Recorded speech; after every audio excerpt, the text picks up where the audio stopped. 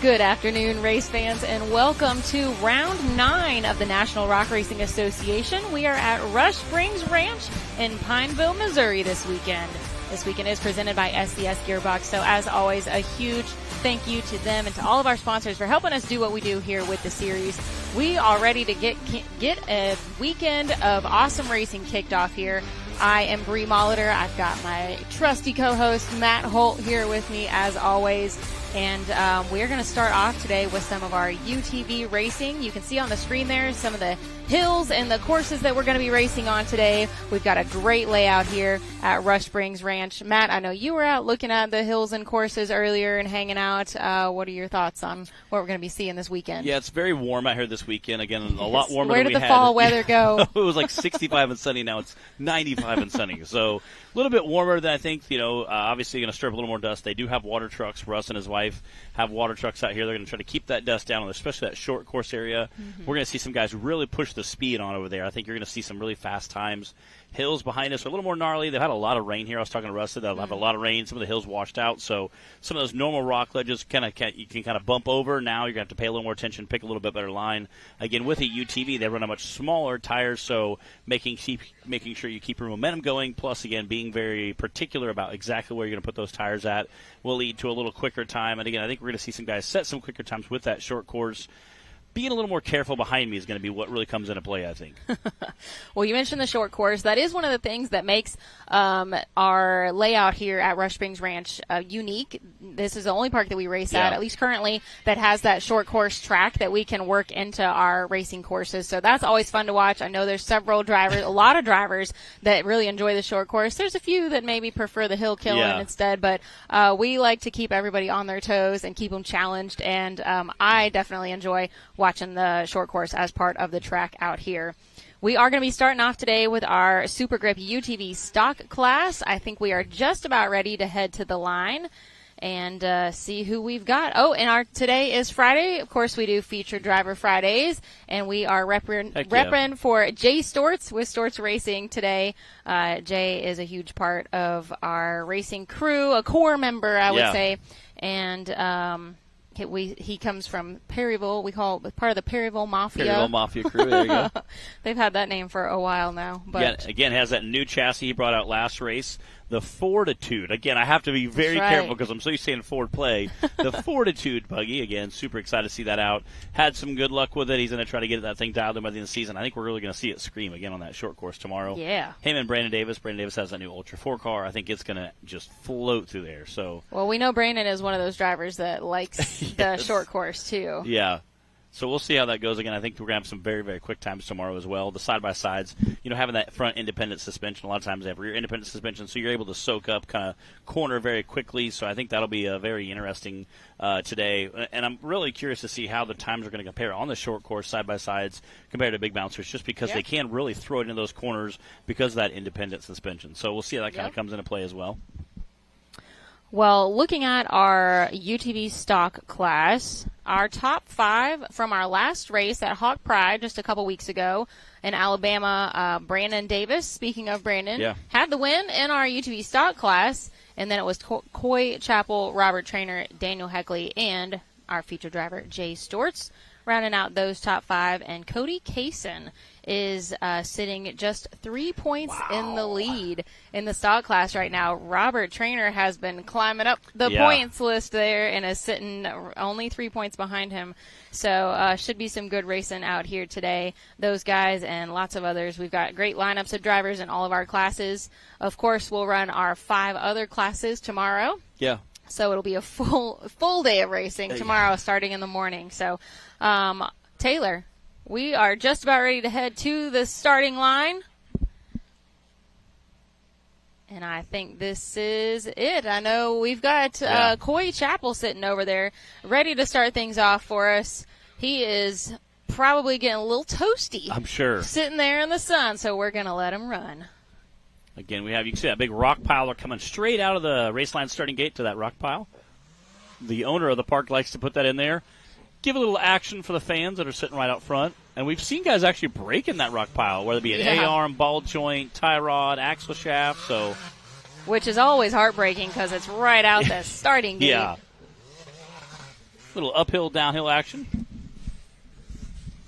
All right, guys, if you just tuned in with us, this is our first driver of the day, of the weekend here at Rush Springs Ranch, Coy Chapel, starting things off for the Super Grip UTV stock class. Again, now heading into that short course area, and again, you're going to see some UTVs pick up quite a bit of speed here. Several jumps going away, a big high bank turn.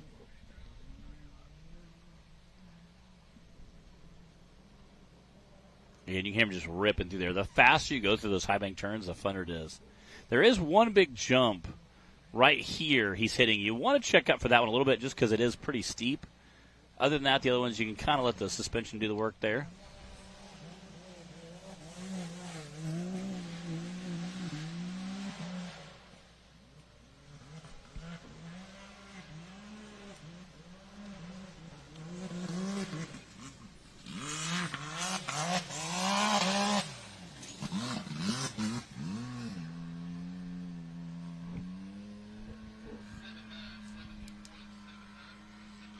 That's a 79.721 for Coy Chapel.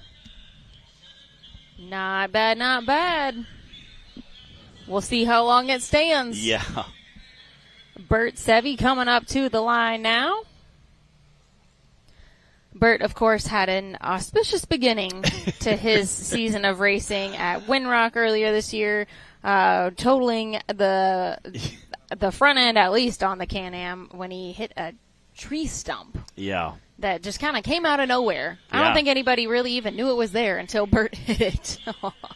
But we are so glad that that didn't scare him away, got the Can-Am back together and fixed, and has been having a great season racing with us since. And he got himself a whole lot of views on YouTube. So yes. Yeah, he got a few of those. Yeah. That's one way to get them. That's one way to break into the game.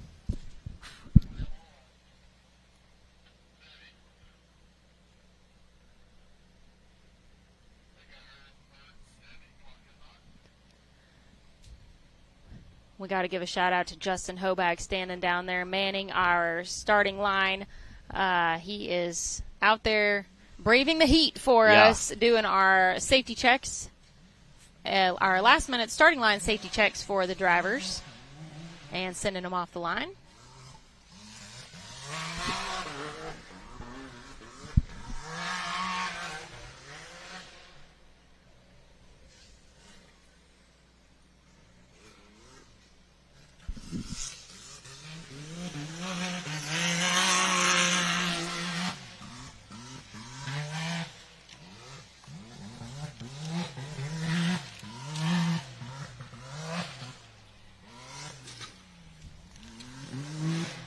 Heading to that short course area there.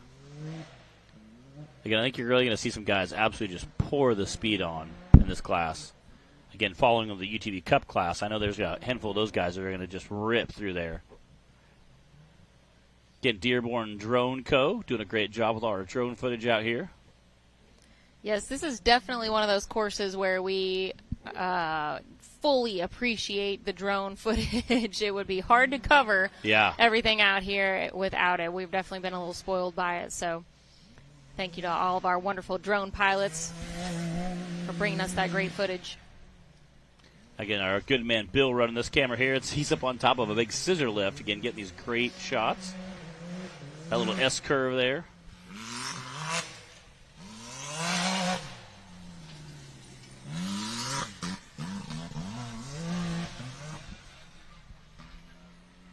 Nine 0.289 for Bert Sevi. Bert's daughter Aubrey is also going to be racing in our youth class tomorrow. All right. She's raced with us several times.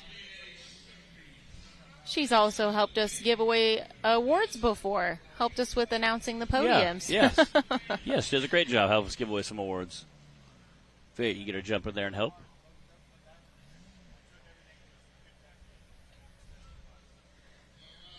Now we've got Don Curtis sitting in that race line starting gate. Don, our inaugural season champion of our VIN class we had.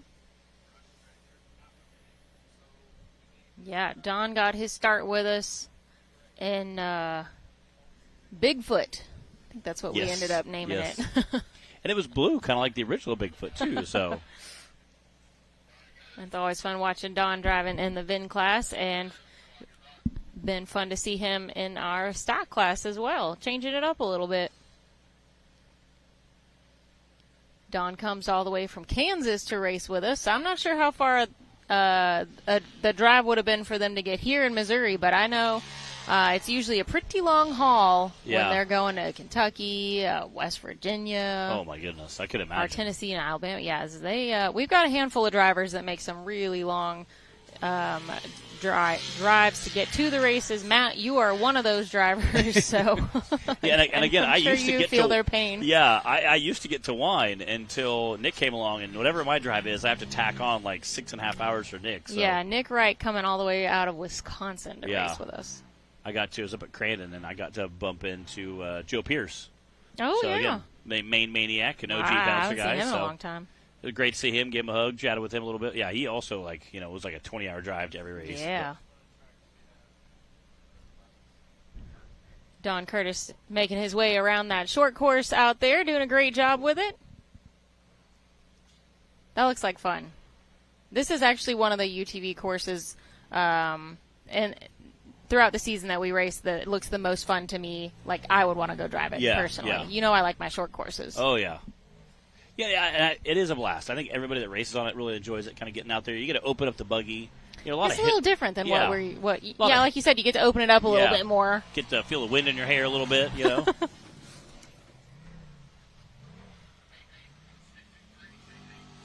That's an 88.623 for Mr. Don Curtis. Again, get to feel the breeze in your hair a little bit. Get to kind of air the buggy out, both, high speed and because there's kind of a wide open area, so it's kind of fun for that. I know a lot of drivers kind of appreciate this park because we get still do a little hill killing while doing that short course, and it's kind of different, kind of fun, and being able to push the buggy a little harder than sometimes normally because normally we're going up hills and there's a lot of tight turns. You can't really get out and just let it scream like you normally want to. So here you can kind of let the suspension work a little bit more. We do have a lot to offer right here in our course. Obviously, the short course we've been talking about. We've got the rock pile. We've got the big old hill behind us that we usually incorporate. There's a woods section. So this is one of those where we could say there really is a little bit of everything. Yeah. No mud, though. Yeah, yes. Usually pretty dry and dusty when we're here. I guess it's just the time of year here in Pineville, Missouri. This is Cohen Ellison out on the course now. Yeah, we have parks that are like every year it's dusty. We have other parks where like every year it's muddy. So This is when usually they have the water truck out knocking the dust down for us, which we appreciate. They have a few ponds here. They'll bring the water out of there and spread it around the track. Yeah, we got to give a thank you to Russ and Lynette and their team here at Rush Springs Ranch for getting the race area prepped for us and hosting us this weekend. They always do a great job.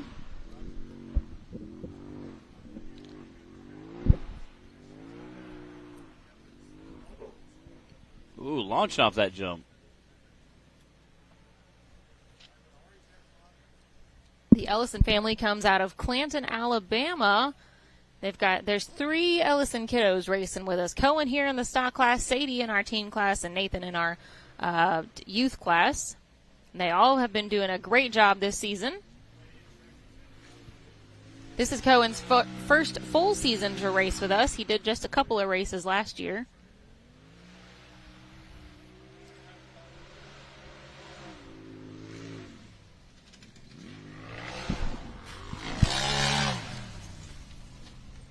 Check the time.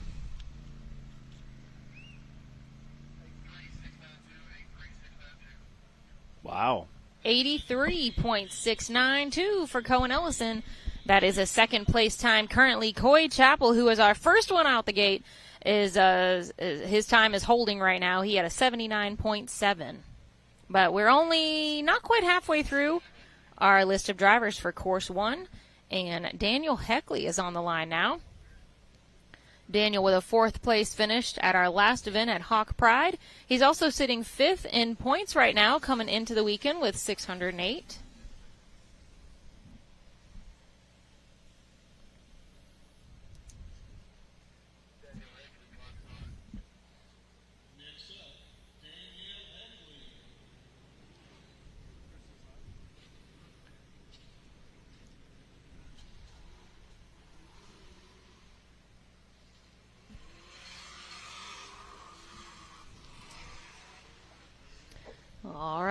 let's see if Daniel is able to beat that 79 from Coy Chapel.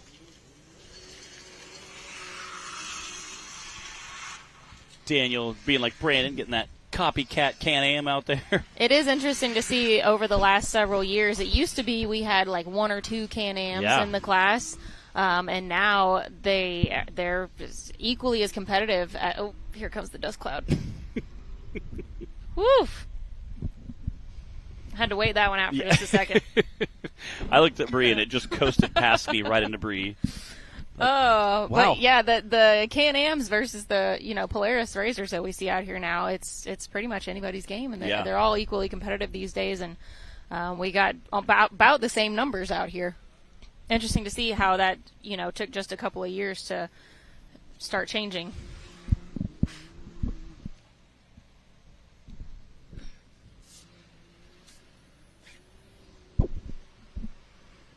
Yeah, I've been very impressed at how well they've done. He is just flying through there. That's an 82.090.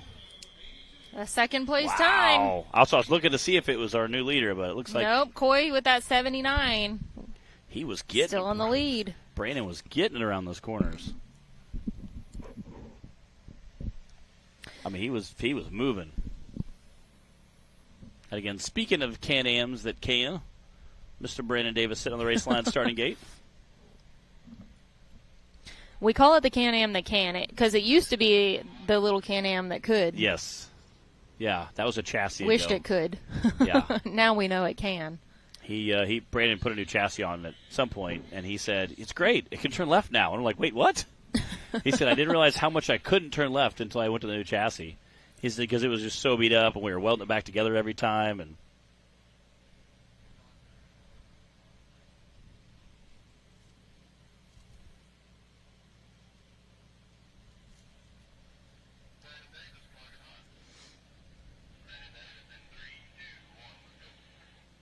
all right, here he goes. I see Kenneth Cozine down there helping us with the starting line, too, now. Got to give him a shout-out. Even during his kind of in-between seasons when he was waiting on his rig to be built, he would still come out and help do safety and recovery at the events and be a pit crew pit crew member for a lot of our drivers. So got to give a shout-out to Kenneth for all of his help there.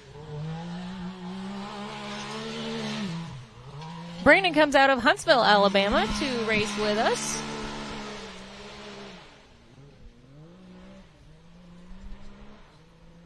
Well, fun fact about Brandon is racing is not the only way that he likes to go fast. Some of his other hobbies include mountain biking, water skiing, wake surfing, snow skiing, and hiking. He's a busy guy. Yeah. I've seen them post pictures before, being out the lake, having a good time. Wow, look at him airing it out there. Again, that is a big jump. He is flying through there.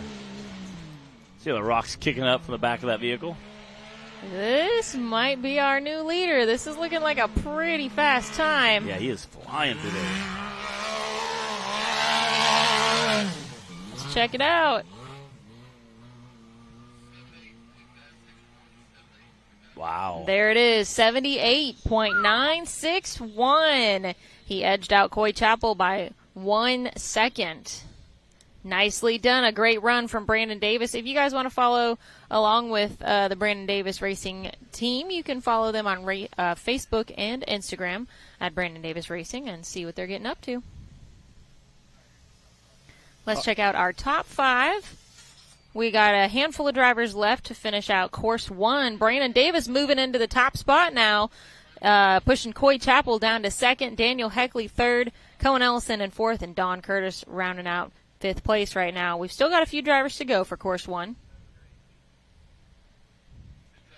If you guys are just tuning in with us, welcome to Hillside Live with Bree and Matt. We want to say welcome to our online audience joining us on Rock Racing TV's YouTube channel, and also to our television audience joining us on Power Sports World. Hope you guys are all having a great day. Hope you're going to enjoy all this racing action along with us. We are broadcasting and racing out of Rush Springs Ranch in Pineville, Missouri this weekend. And it is hard to believe that this is already race number 9 out of 10. All we have left is finals after this. The season is winding down. We got a lot of racing still to go. You know, finals, of course, is double the hills, double the points. We race for 3 days instead of 2. Lots going on there. And then, of course, we still got our racing for today and then all of tomorrow. But the season is definitely winding down and working towards the finish, which is hard to believe. It is. It goes so fast. Like, it feels like the season is 1,000,000 miles long, 100 years, and then boom, it's like, oh, we're in the last race. You're like, wait, what? Yeah. I feel like Where we just did started. it go? Yeah, I feel like the season flies by. And again, finals is always so much fun. But again, because we do so much behind the scenes, it goes by like a whirlwind. Like, you get there and you're like, oh, man, we're going to be here 4 days. Next thing you're like, wait, we got to pack up? Yeah, like we're done. We're doing banquet. It's over. Yeah. Oh, we'll talk a little bit more about finals and the schedule later on today. Right now, we're sending Dylan Dowler off the line.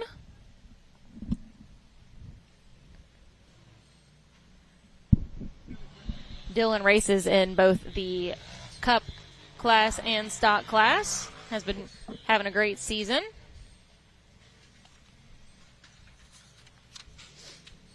He is sitting 3rd in points in the Cup class right now and coming off a win from Hawk Pride. He's had a little tough luck in Stock class this year. See if he can have a couple of nice smooth runs today and make up some of those points.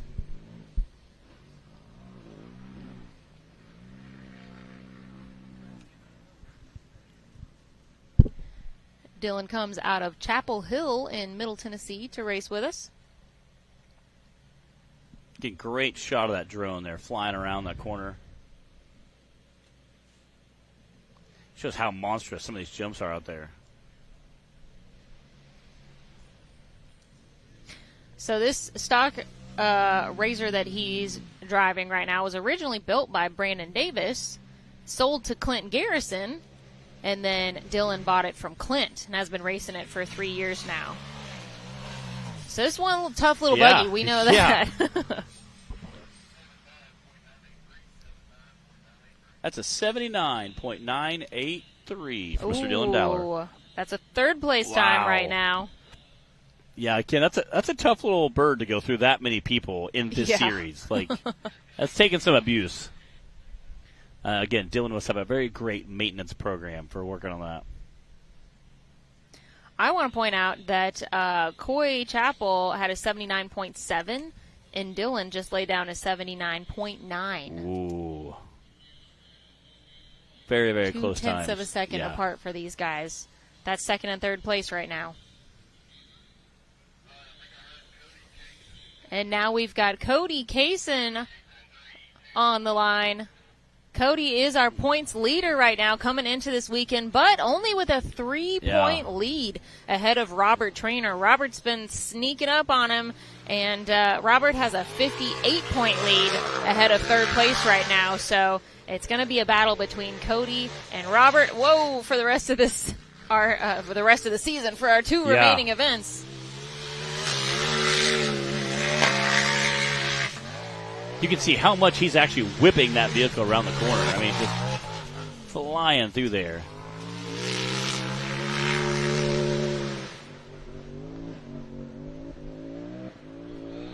Yeah, I mean, just absolutely moving right there.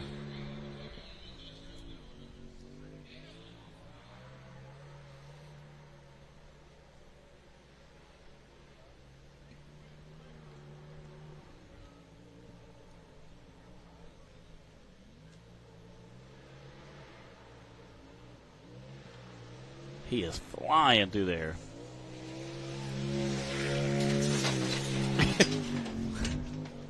Again, pelting the production tray with little rocks flying off of it. Cody and his brother Clay are no strangers to ending up on top of the box in our UTV classes. See what that... Ooh. Wow. with a 77.831. Wow. Cody just moved himself into this top spot right now for course 1. Pushed Brandon Davis down into second currently.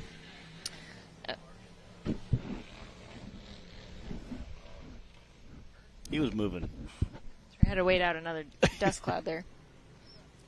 He was absolutely slinging it around that course.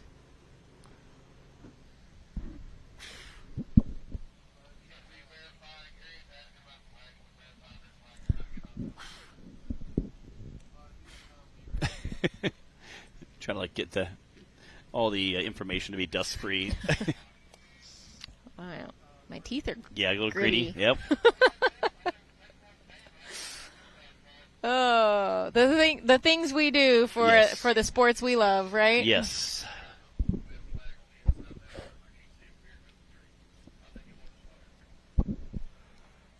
That's Jay Stortz that we've got in the race line starting gate.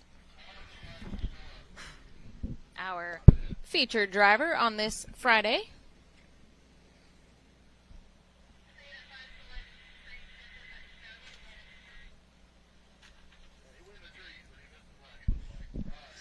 We'll also, of course, like Matt mentioned earlier, we'll be seeing Jay and his new bouncer again tomorrow for just the second time out.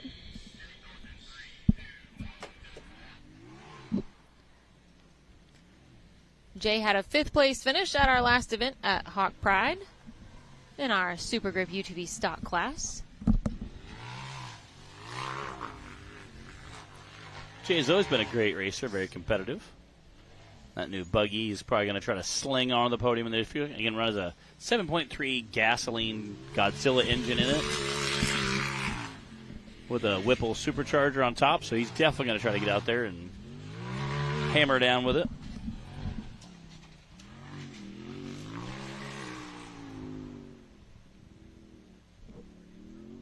I'll say he tore the side-by-side up a little bit at our first race at Windrock. He also clipped a little bit of a tree. Oh, man. Did a front-end delete kit on it. That was more than just clipping a tree, I think. Yeah, that one was rough. Yeah, just caught it with the front right tire. I mean, in the air, you know. Luckily, Jay was okay. Yeah. The buggy was not. The trees don't tend to move they do not, when you center a tire on them. They don't at all.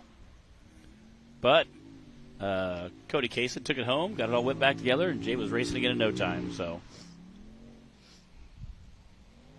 Yeah, that Cody Kaysen's a handy guy to know if you're planning on tearing up any UTVs. Yeah, for real.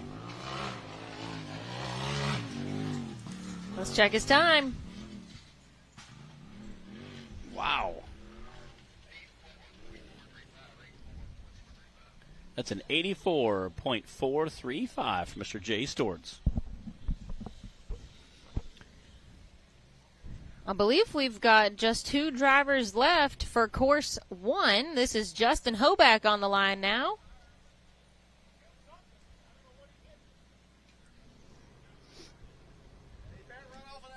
It looks like Jay. I heard some rattling, and you could tell that Jay either hit a hole or something. I couldn't tell right after he crossed through the finish line. He's sitting off the line with a couple guys looking at it now. Well, sounded like he hit a rock or something, but it definitely did not sound good. It's always good if that happens after you cross the finish line at least. Justin Hoback making his way across that SCS rock pile now.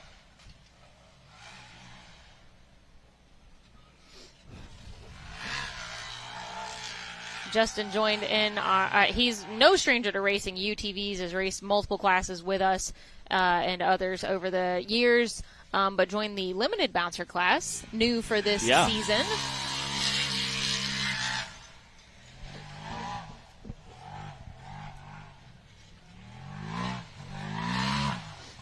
He's got Showstopper 2.0 that we've seen him racing in the limited class. He's also had a stunt driver a couple times, like Cody Kaysen, race for him as well. And Brantley Havens. And Brantley.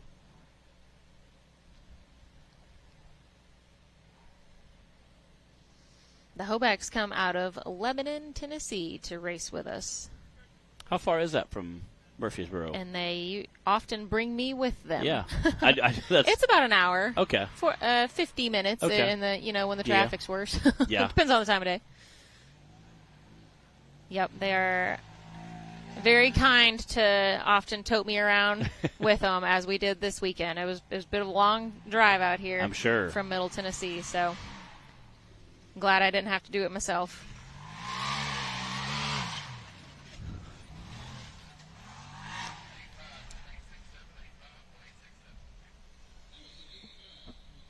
.867 for Justin Hoback.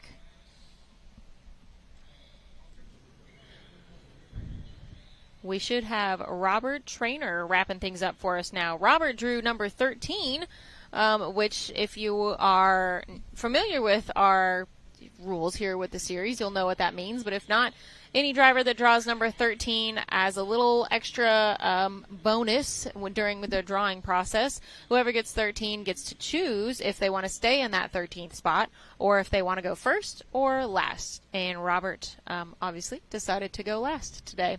Yeah. So sometimes, depending on the weather, if it's muddy, depending on the course, if there's an obstacle that might get dug out, the further you are down the driver list, there's, sometimes it's an advantage to go first, sometimes last, sometimes you want to just stay right in the middle. So. Yeah.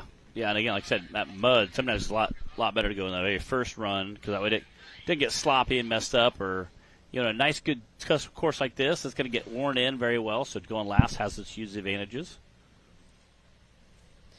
Robert is sitting second in points right now, coming into this weekend just 3 points behind Cody Kaysen and 58 points ahead of Coy Chappell, who's in third place in points right now.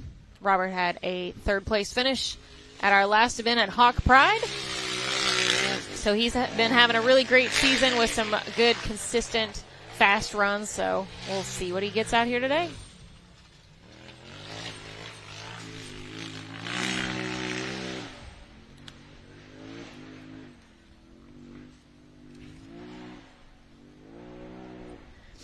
And I don't think we've had Robert race a full season with us in a while. Yeah. I think. Yeah, he took a while off. Yeah. Because he's raced, I say a long time ago, he did some racing with us. Now he has his son racing with us, too, that's been just crushing it, even with a broken arm. Rowdy Boy, Ramsey Trainer, yeah. But, yeah, it's been fun having Robert back for the season, and he's been doing an awesome job.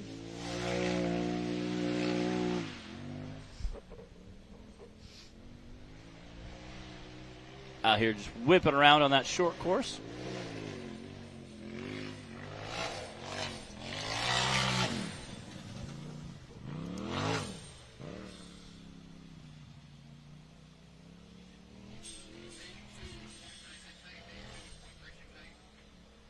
That's an 82.368 from Mr. Robert Trainer. All right, and I do believe that wraps up Course 1 for the Super Grip UTV stock class. We're going to take a quick commercial break, and we'll get everything reset and then kick off with our UTV Cup Series. So we'll be back right after these messages.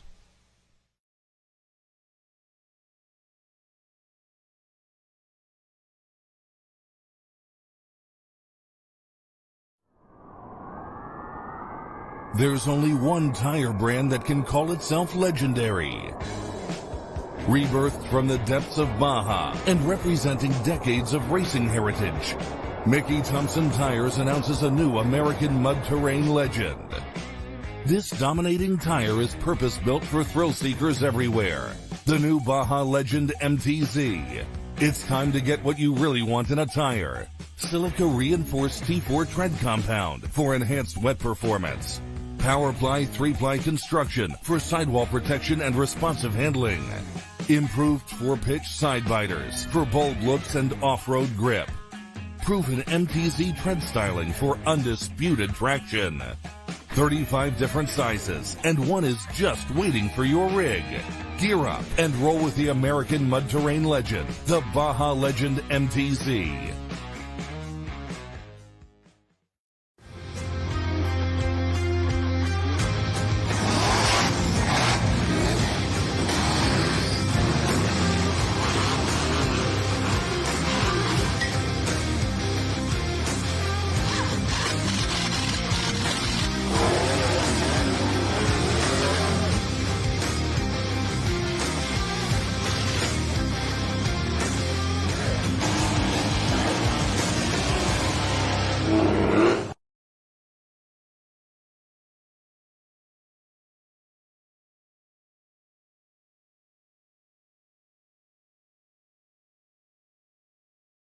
All right, so this is our XT tire, and this is the 35, 10, 15. It's the biggest tire that we make for a UTV.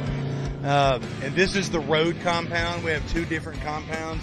As you can see, it's kind of hard to squeeze these together. This is going to last you a lot longer if you're just doing trail riding, riding on asphalt to get to the trails.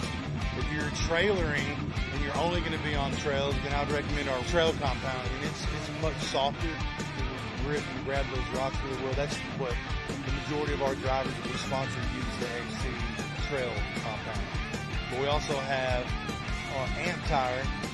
And this is a 6-ply tire. The XC is an 8-ply. It's got really tough sidewalls. And in fact, one of our drivers took first place in the Bounty Series last race in Hot Springs with this tire. So those are the two main tires that our racers use. And you can get any of these tires and the wheels that they're mounted on through Rock Life as well.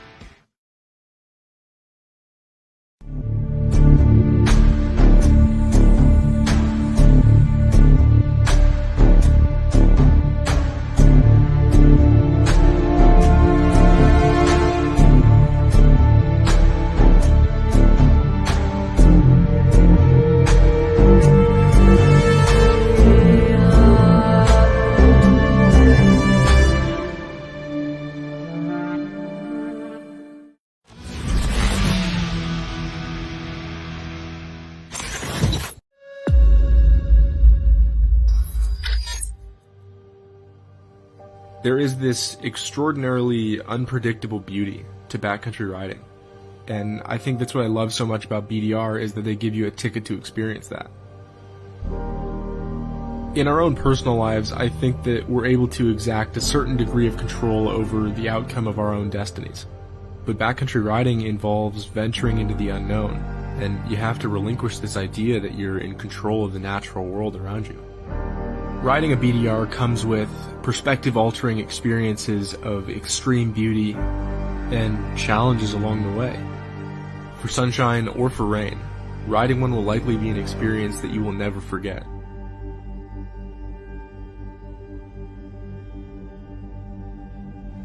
This year I rode the Idaho BDR, and during my time on that route, the weather seemed to be a humbling adversary.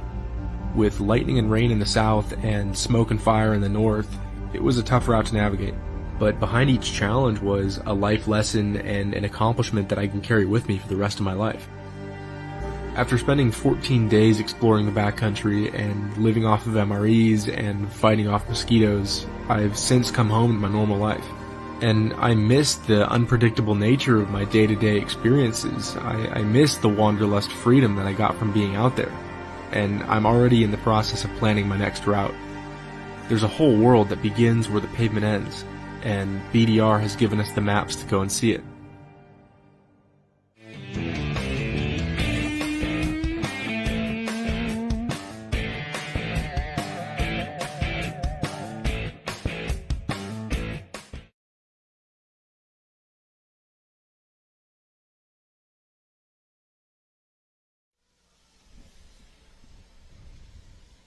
All right, everybody, we are back and going to take a look at our top 10. This is from course 1 of our Super Grip UTV stock class that we just completed. Cody Kaysen was able to take the lead with that 77, followed by Brandon Davis with the 78. Coy Chappell with 79.7. Dylan Dowler in 4th with a 79.9. And then Daniel Heckley rounding out top 5 with that 82. Robert Trainer coming in 6th. Cohen Ellison coming in 7th. Jay Storch coming in 8th. Justin Hoback coming in 9th. And Don Curtis wrapping up our top 10 for the UTV stock class. That means we're ready to move into course 1 for the RCB Axle UTV Cup class. I know they're getting situated down there and ready to roll. We've got a good lineup of drivers.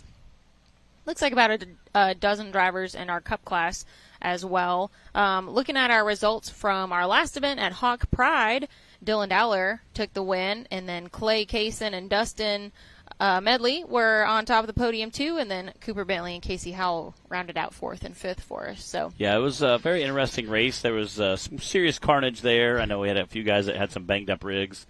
Again, I know it's a stock class. We saw Cody trying to get that transmission put back in. That's right. Just a wild, wild event for us. For those who haven't seen it, go back, rewatch it. It was pretty crazy, but had a lot of fun. So it was a very good time and a lot of good racing. But someday your day doesn't shake out like you think it would, Yeah, that was a tough one for Cody, but obviously he just came back out here and had a much better first half of the day, at least so far, with that fastest time on course 1. Clay, speaking of the Caissons, Clay is sitting in first in points right now in the Cup class. Coming into the weekend, just a 5-point lead ahead of Cooper Bentley right now. So pretty tight racing. We've got a Caisson at the top right now in points for both Stock and Cup, but only a couple points lead in over second place. Both classes, just a few in both classes. Again, those points come on huge. So speaking of points, I think we have a top 10. There we go. Again, Clay Caisson coming in number 1, sitting there just a few points ahead of Cooper Bentley. Dylan Dollar sitting in 3rd. Matt Marks sitting in 4th. Dustin Medley sitting in 5th. Then we've got Casey Howell, Ethan Hunt, who's had Wade Good filling in as a stunt double too, Braden Upchurch, Jesse Phillips, and Madison King. Those are your top 10 in points right now. This is race number 9, so that means after today for our Cup class, they've got 4 courses at finals, and then that's going to be it for the year. Yeah, and again, that takes place over 3 days of racing. So we got 3 days of just all-out battling to see how it's going to shake out. It's always a good time to watch them, but it's anybody's ball game still. And that's going to be in Wildcat, Kentucky, October 2nd, 3rd, and 4th. So not too far away. Yeah, it really isn't. All right, we got Jesse Phillips. Looks like clock is hot. Making his way over the SCS stone pile.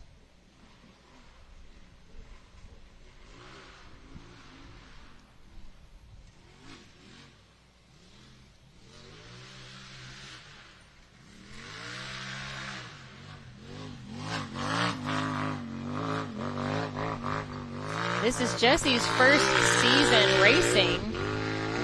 He says that he's always been the mechanic on the race buggies and figured he'd get in the driver's seat instead this time and give it a go. He's been having a really great season with us. Glad to have him come join in the NRRA family of racers. He is battling to get to the top of that hill. So this is our first driver of the Cup class. Obviously, the course is different. Jesse Phillips is lining it out for everybody right now. Going to kind of utilize the same short course area. The short course will be very similar for all of the classes racing this weekend. Again, maybe even our youth might utilize that short course area. Of course, they might have to top off fuel before they do, but again, the short course, a lot of fun. Nothing super technical, so we can run all of our classes there. It's a lot of fun getting out there and hitting those jumps and feeling those high bank turns.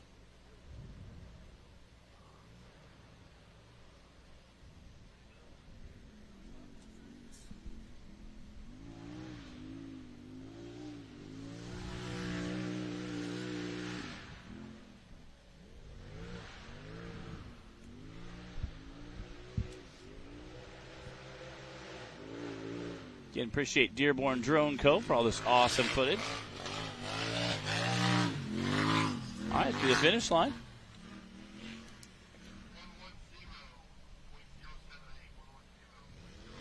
That's a 110.078 for Jesse Phillips. All right, our first time for course 1 of the Cup class.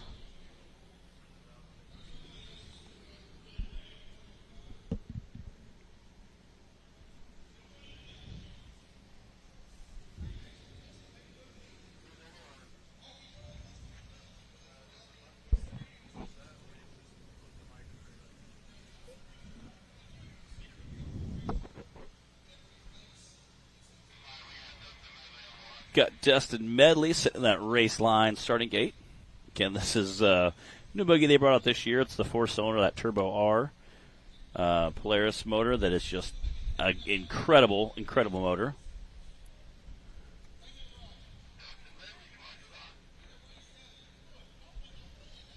again, that Pro R motor is just so incredibly powerful. And then this also has rear steer too, so you can also do a little work around some of those corners, which we might see again. Yeah, this one's a cool little buggy for sure. It's been fun to watch Dustin racing it this season. It's got that very unique sound. Yeah, very. Sounds like, your Honda or Toyota four-cylinder at the drift track. And he does a lot of drifting around corners, too, so. We've got horsepower and rear steer. Yeah. The possibilities are endless, Matt. Yeah, it really is. It's a good combination. Yeah, that is a really great combination to have. Rear steer and just tons of power. And it worked for him at Hawk Pride. He had a third-place finish, so he's coming off of that podium win. See if he can carry that momentum into today's racing. Looking pretty good so far.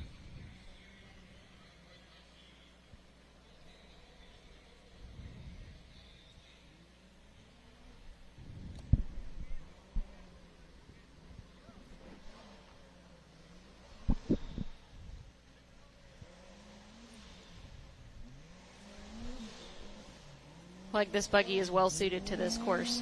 Yeah.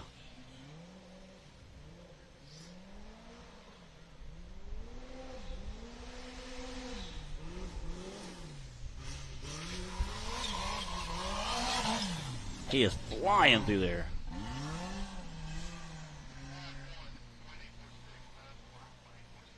.846. Current fastest time on course 1. We've still got a lot of drivers to go, though. And as always, after we wrap up course 1, we'll be back to do it all again for both our stock and cup classes for course 2 for everybody. I have a feeling we'll take a quick intermission, probably about 15 minutes. I don't know if they're going to shut down production or if they're going to just run an extended commercial break. Yeah, we'll let you guys know so you know how much time you have to go grab a little snack. Yes. Yeah, snacky snacks grab for a life. drink, something. Yeah. Or just hang out.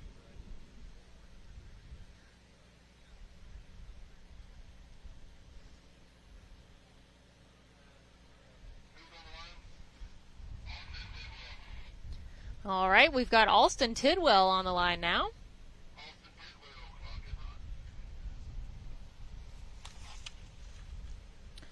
Alston Tidwell's been having a great season. He also races in our Bounty class and is actually third in points in the Bounty class right now coming into this weekend.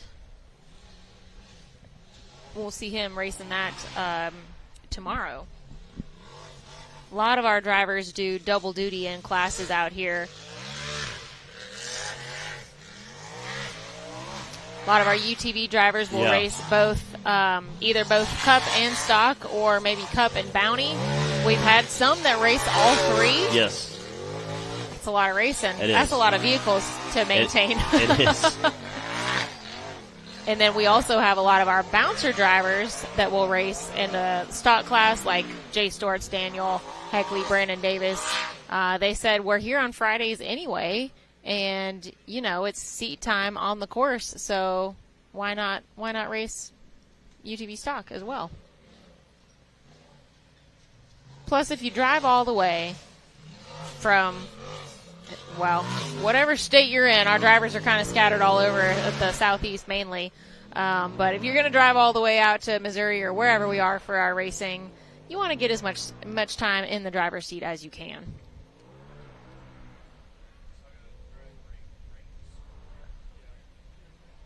He's flying around the corner again. We had guys like Dan Carter who used to race all three classes with 3 separate UTVs. Yeah. He literally had a semi-trailer to haul all his stuff here with. Had spare parts, tires, wheels, transmissions, motors, the usual. Almost anything you might need. Yeah. Alston comes out of Phil Campbell, Alabama to race with us. He calls this buggy Whiskey Bent, and this is his 4th year racing this chassis, which is a pretty long lifespan for an off-road race vehicle. Yeah, that is a long span for an off-road vehicle.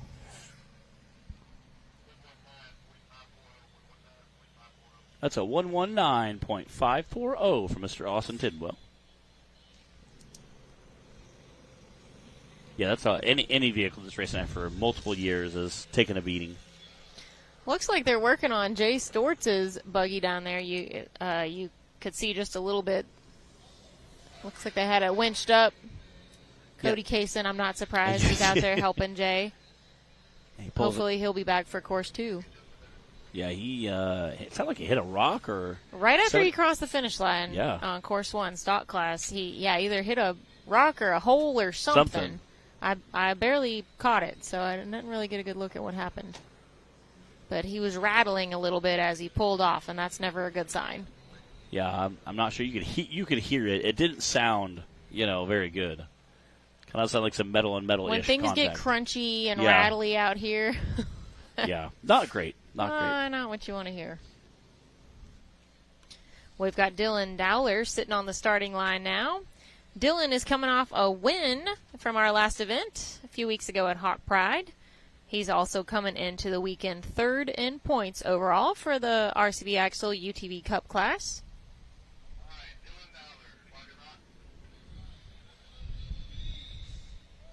Speaking of our drivers that do double duty,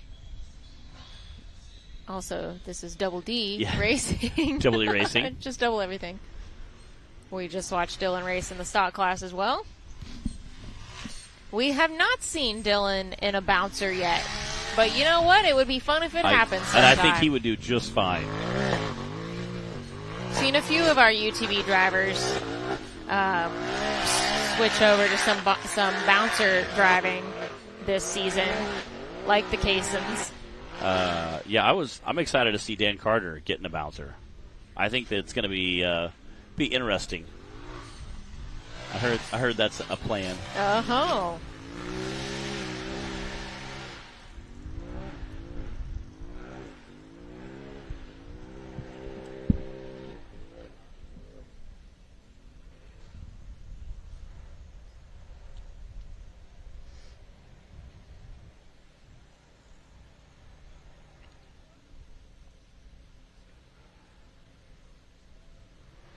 Sailing over those jumps. Yeah. You can see that suspension kind of just soaking it up. Yeah. Looking like a good run from Dylan Dowler right now. Time to beat currently is a 91 from Dustin Medley.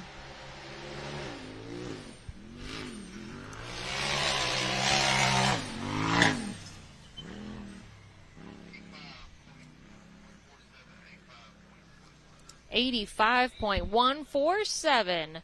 That does put Dylan in the lead right now on course 1. We are not quite halfway through our list of drivers for course 1, so there's still plenty of time for somebody to challenge that time for Dylan.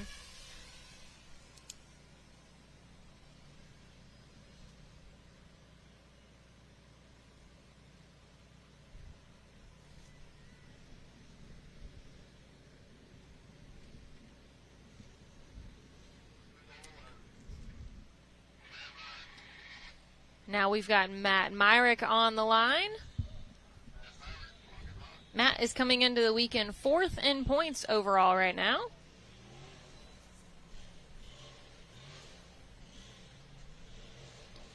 Of course, you guys probably recognize Matt and also that logo on the side of the buggy from Busted Knuckle Films. We're used to seeing Matt behind the camera just as often as we see him behind the steering wheel. If y'all haven't seen any of his content yet, head on over to YouTube with Busted Knuckle Films. Matt's been a huge part of the off-road media world for the last decade or more. Yeah. Sounded like he was at the top of that hill. Sounded like he was cutting out really bad. I'm not sure what was going on there. He obviously made it, but I don't know if he has a sensor going bad or what. But you can clearly tell right now it's not running right. It's like coasting along, but he's definitely wide open throttle, unfortunately. Right at the top of the hill, you can hear it like kind of cutting out, kind of popping. Yeah, I'm not exactly sure. You could hear it kind of popping a bunch right as he got to the top of that hill, and by the time he came down, it was just kind of coasting. And now it looks like he's coming to a stop. You can see him working the wheels back and forth. Oh, man. Trying to keep it going.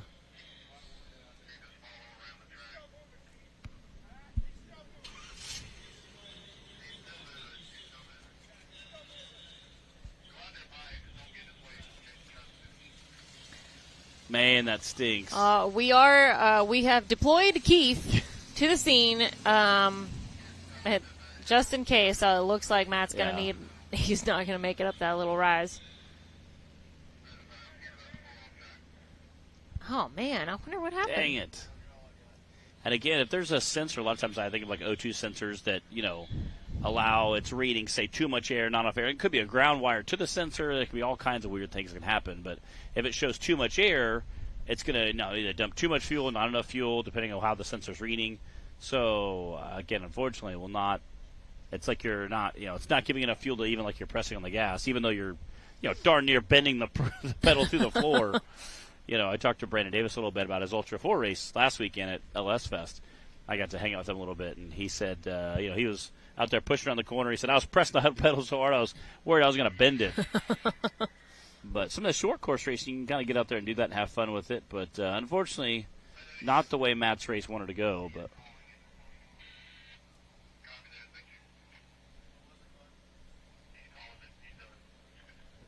man, getting hooked up to Keith there. Keith getting it pulled off. You think you put gas in it? Yeah, unfortunately.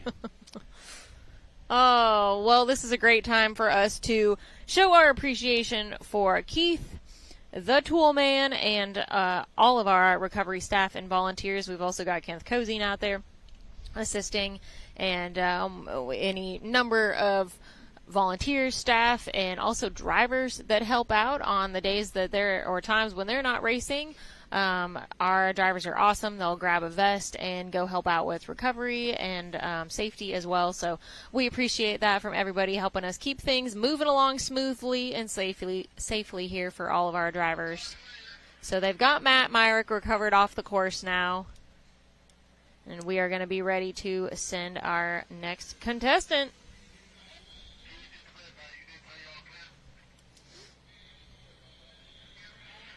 Looks like Casey Howell coming up to the line now.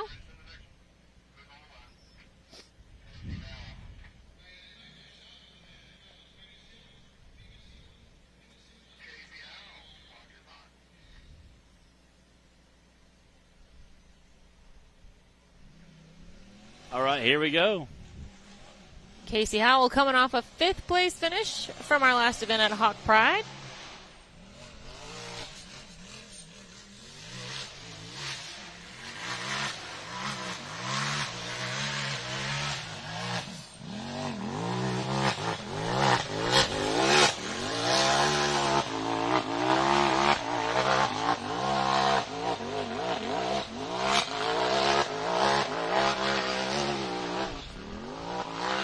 And you have to remember, as always, that the hills are steeper, the ledges are taller. Everything is just more in person than it looks on camera. So if you're thinking like, man, that hill's not really much, or that ledge isn't that bad, or whatever, just remember, it's always just more. I feel like that's more in person. That is a great way to put it. It's all more. It's all more. It's steeper. It's taller. It's longer. It's faster. It's more rutted out. If you see like a hill, like, oh, it doesn't look that steep. It's more rutted out than you think. The boulders are tougher than you think. They don't give either. Trees. They don't care. Casey out there flying on course now. Casey, how a young guy, but kind of an OG racer for us. Yeah, Casey's been racing with us for, gosh, how many years? Like 4 or 5? Yeah.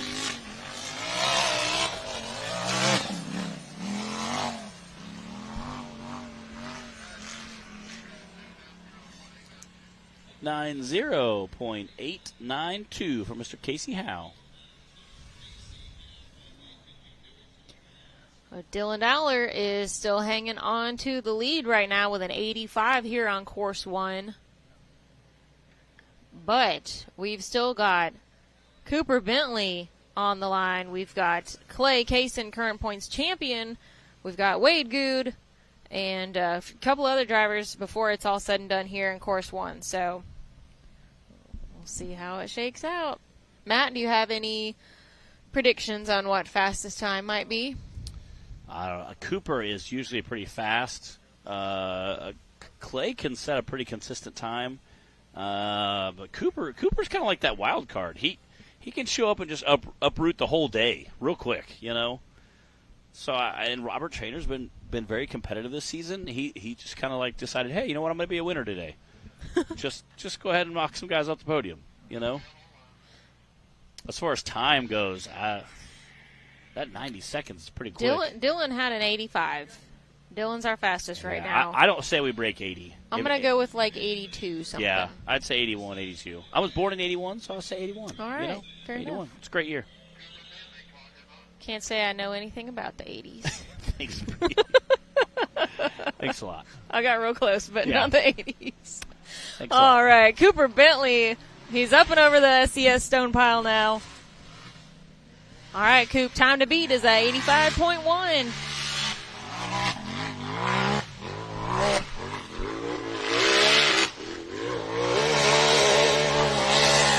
Oh, no.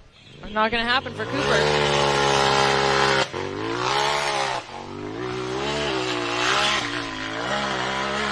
Got hung up a little bit on that first set of ledges. Hard to tell in all the dust exactly what was happening, but at least he's moving and on his way back down now.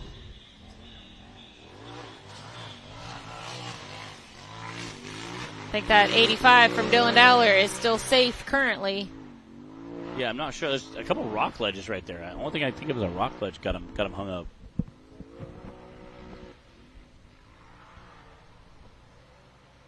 I love that shot. Yeah, I me too.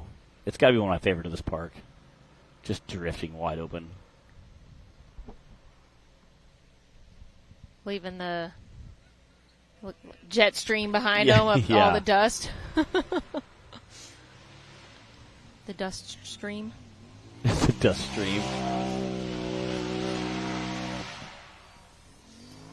Cooper's doing everything he can to make up for that little bit of time he lost on that ledge.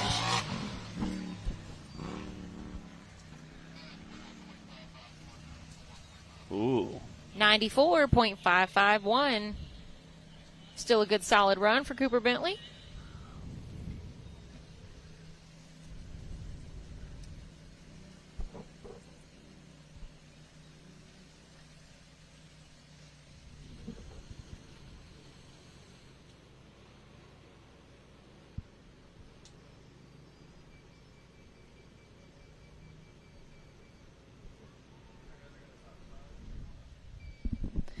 Let's take a quick look at our top 5 as they stand right now on Course 1.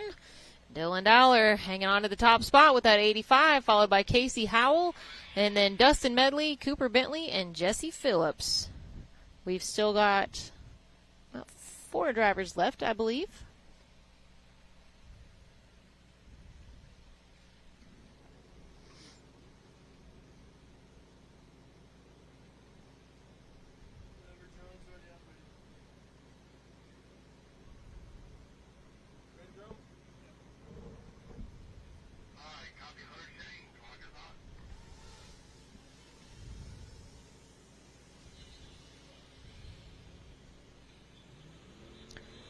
All right, and this is Hunter Shane. I don't believe that Hunter has raced with us before. I don't recognize his name. We always love seeing seeing new names on the list and then the new faces in the drivers' meeting. We love this sport of off-road racing, and we want everyone else to come out and enjoy it with us. So always great seeing new drivers come and join the fun. You, too, can be one of those new drivers if you think that you might want to jump in on one of our classes. We race 7 different classes. So, I mean, there's something for everybody out here, literally, from our youth class on up to the big bouncers. Head over to nationalrockracing.com. You can find the specs for our classes and safety requirements and such there. Oh, back it up, Hunter. There you go.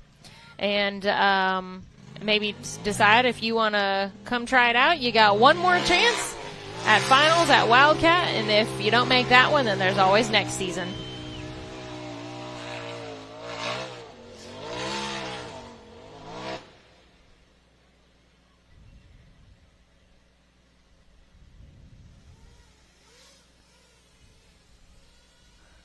Well, that's never good when things just go quiet.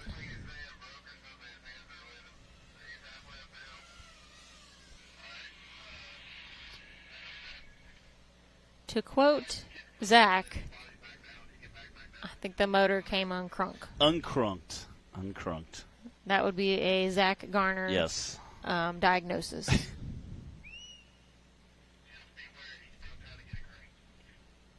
And again, there's 100 things that can cause that. You know, we always talk about like a sensor going bad or even a ground wire, something simple.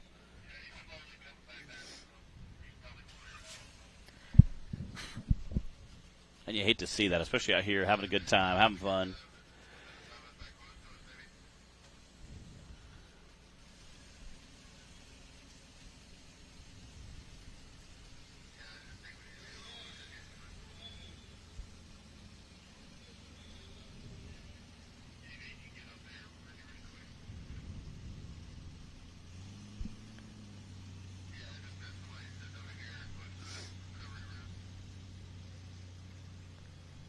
That's Cohen Ellison that you see running up there to take a look at things for Hunter. Yeah. You see some smoke coming out. I'm not sure if he was on such an angle that it is maybe an oil sensor or something was giving him some fits. So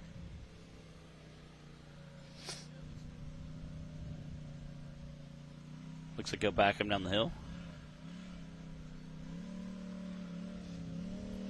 I got me and my dad on the way here. We always get to stop by the world's largest pro bass shop, so it's pretty cool to see. We got to go in there and see their racing museum. They have a bunch of NASCARs and NHRA cars they've sponsored over the years. So where is that? It's in Springfield, Missouri, like kind of downtown area. So we drive right through Springfield, so we always kind of stop and check it out. It's kind of neat. They have a race car museum, so we always appreciate the motorsports aspect that showed some of the trophies the drivers have won. They sponsor about a half dozen drivers in the NASCAR series, plus some drag racing as well, some NHRA guys. Kind of cool to see.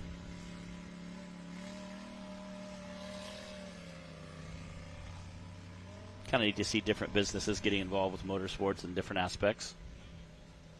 I don't think they sponsor Rock Bouncer yet. Just saying. We should do something about that. Yeah. We welcome all sponsors here. We do. Well, it looks like Hunter is not going to be able to complete his run, getting some assistance here. I'm not sure exactly what went wrong for him, but as always, if we get an update, we'll let you guys know. Man, I always hate that when it's a first-time racer with us as well. That's definitely a bummer. Hopefully it's something that is fixable and won't keep him out of round 2. Yeah. We'll see.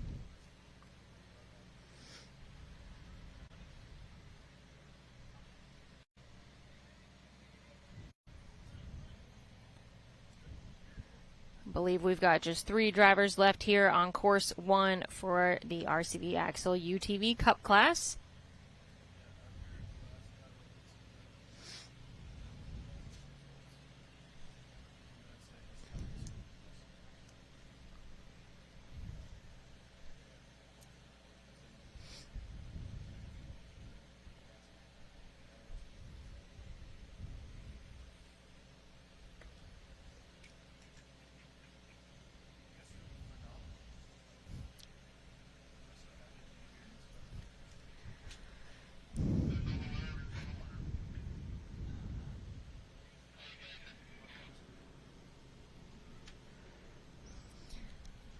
We've got Clay Kaysen on the line now, our current points leader, only by 5 points, though. 5 points ahead of Cooper Bentley right now.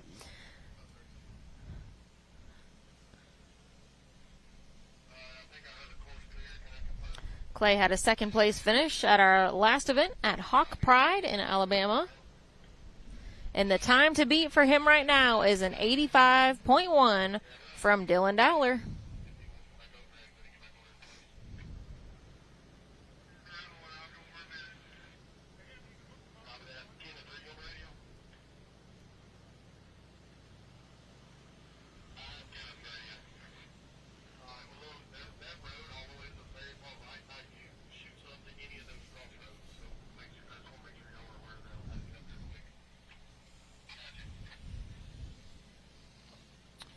Some chatter on the radio about making sure the course is clear. Looks like Keith's up there, and make sure we get everybody pulled out of the way. Make sure the course is backed, ready to go. All the recovery gear and safety gear in place. Keith does a lot. Keith does a lot for us. He sure does. He tows a lot of people. We're very grateful for him. All right, clock is hot for Clay Kaysen.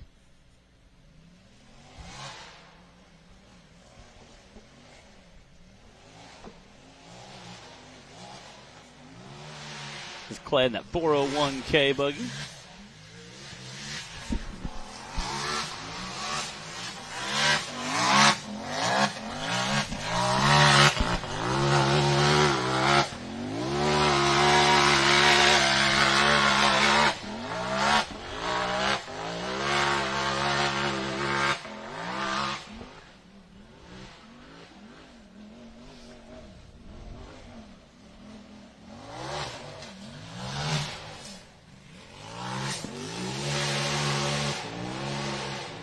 Clay's been racing for 4 years now.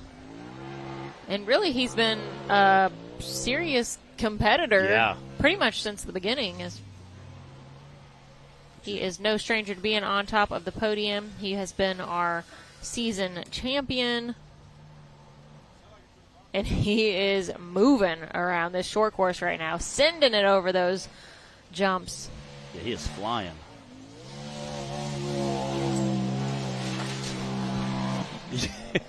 Pelting our production crew with rocks.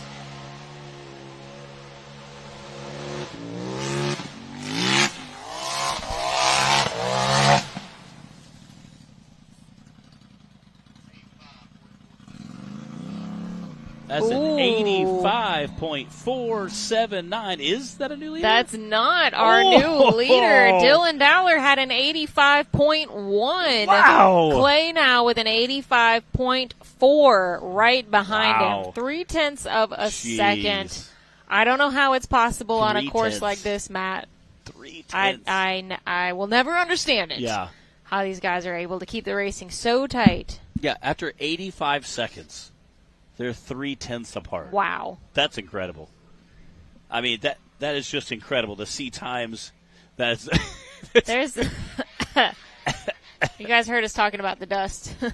There it is. Yes, that's good times. No, we were just saying that after 85 seconds of racing, nonstop full tilt, we have two drivers that are 0.3 of a second apart. And we had 0.2 of a second in our stock class separating. Again, it's just very incredible to see that type of racing after 85 seconds. You know, very, very cool. I don't know how they're able to pull it off, but it makes it exciting for us. So again, we appreciate it. I always tell people, like, I'm a fan first and foremost before a driver or a sportscaster or any of that.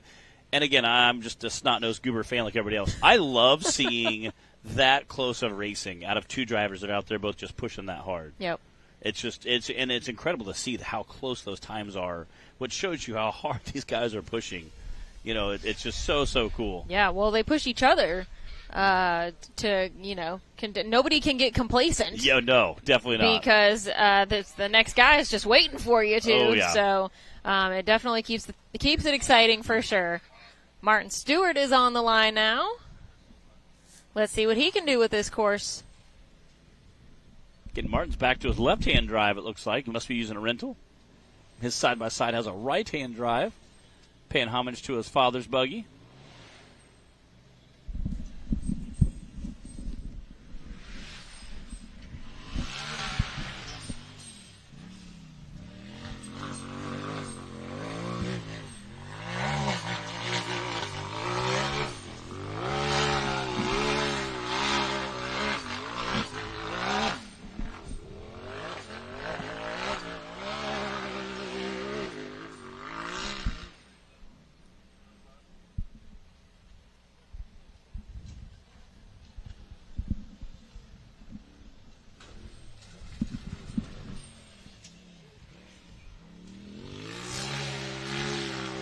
He is moving.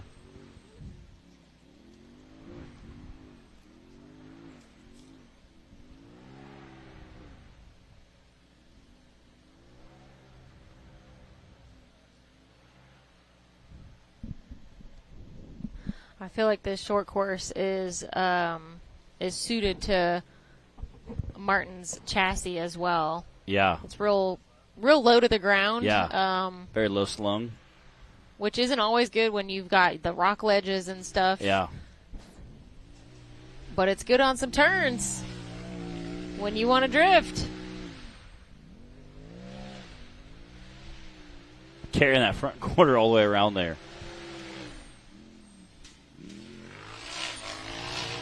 And he is through the finish line. Let's check that time. Ooh. 104.346 for Martin Stewart. That means we've got Wade Good, who is taking Ethan Hunt's spot. Wade also drew number 13. We talked about it earlier in our stock class. Whoever draws number 13 gets to decide if they want to stay in that 13th spot or if they want to go first or go last. Both of our drivers that drew number 13 for our UTV classes today elected to go last.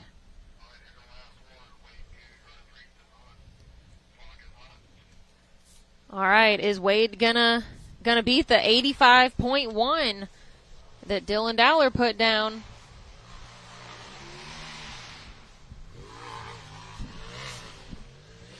Wade started out racing with us several seasons ago in the UTV class before he switched over to the bouncer class, took a little time off, and is back in both this season.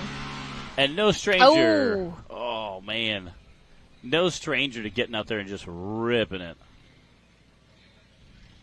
Uh-oh. I'm not sure if he broke something or he was just spinning.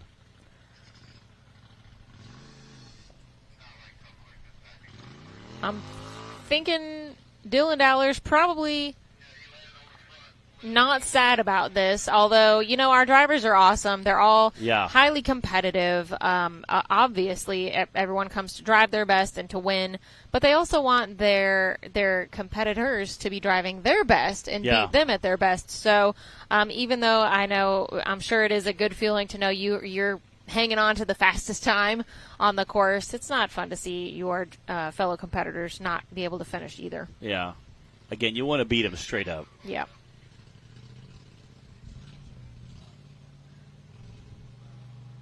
There are a lot of sports out there that can be pretty cutthroat. Yeah. And I am glad to say that ours is not one of those. The camaraderie between the drivers and the race crew, at the series crew, everybody out here, it's awesome. It's one of the things that sets it apart from so many other sports that you could be part of. And what I think keeps people coming back, the racing, the love of the speed, the motorsports, all of that is what gets people involved. But then it's the camaraderie and the relationships and the people that keep everyone coming back for sure. So yeah. And again, like, first guys to make fun of you around the campfire, but also the first guy to jump in and help you if you need help. So, definitely. You know, I definitely appreciate that, and it's super great, you know, and I think that camaraderie, you know, being able to walk in somebody's trailer, they're like, I need a wrench or I need a bolt or whatever, and they're like, oh, it's right there. Or an axle or a tire. They're like, great, take whatever you need. I don't care, you know. So. All right, guys. We are going to take a quick commercial break, and when we come back, we'll give you those results.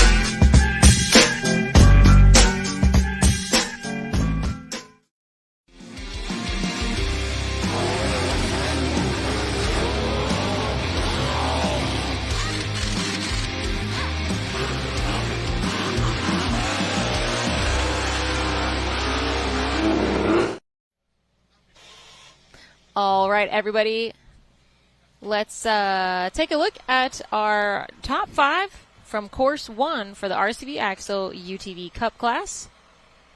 Dylan Dowler was able to hang on to that top spot with that 85.1, followed very closely by Clay Kaysen with an 85.4. Then we had Casey Cowell with a 90. Dustin Medley wrapping up that top 4. Cooper Bentley climbing out that top 5 with a 94. Again, that's some super, that 3rd through 5th are just super, super close racing there. Yeah, definitely fun to watch out here. We are at Rush Springs Ranch in Pineville, Missouri. If you just tuned in a little late with us, we've wrapped up Course 1 for both of our classes. We're going to take a 10-minute break, and then we'll be back to run Course 2 for both of them. We are going to remain live, so that'll be 10 minutes. We'll come back and finish up that racing action for today, so don't go too far.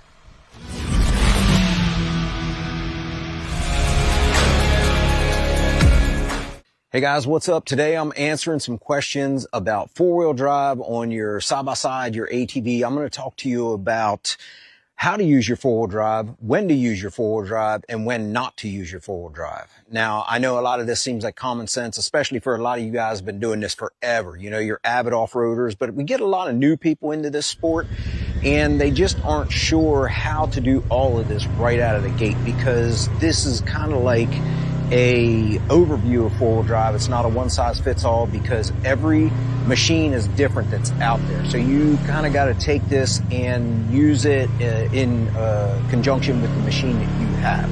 You might have a machine that doesn't have diff lock, it doesn't have turf mode, but the machine I'm going to be covering here today and covering the four-wheel drive with is the 2025 RMAX 4 1000, and this is a new vehicle that Yamaha just came out with. As a matter of fact, this year for the first time ever, Yamaha has introduced turf mode.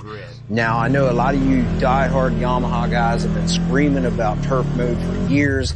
It is really nice to have, and for those of you that aren't familiar with turf mode, it's a mode where you can actually take your rear end, both your drive wheels, and turn it into one drive wheel. So you can take, it's typically the right-hand side that engages whenever you're in turf mode.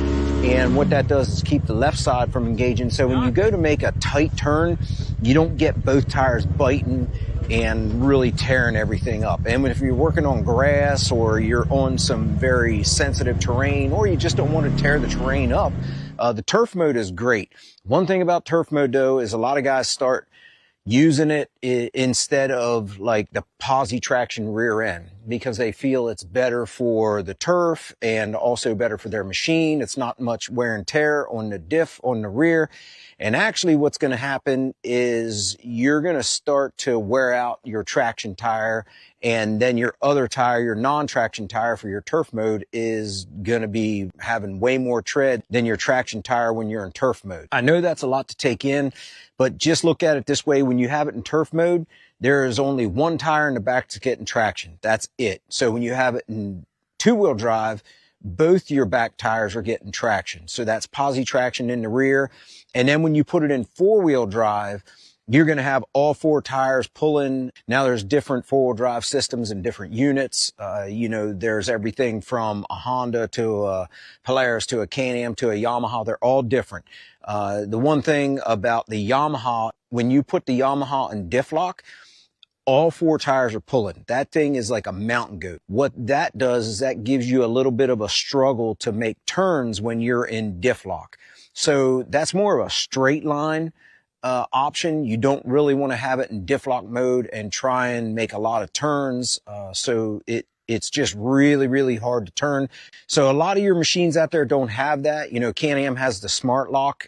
It's very similar, but you still have to get like a half a rotation on a tire in order for it to kick in.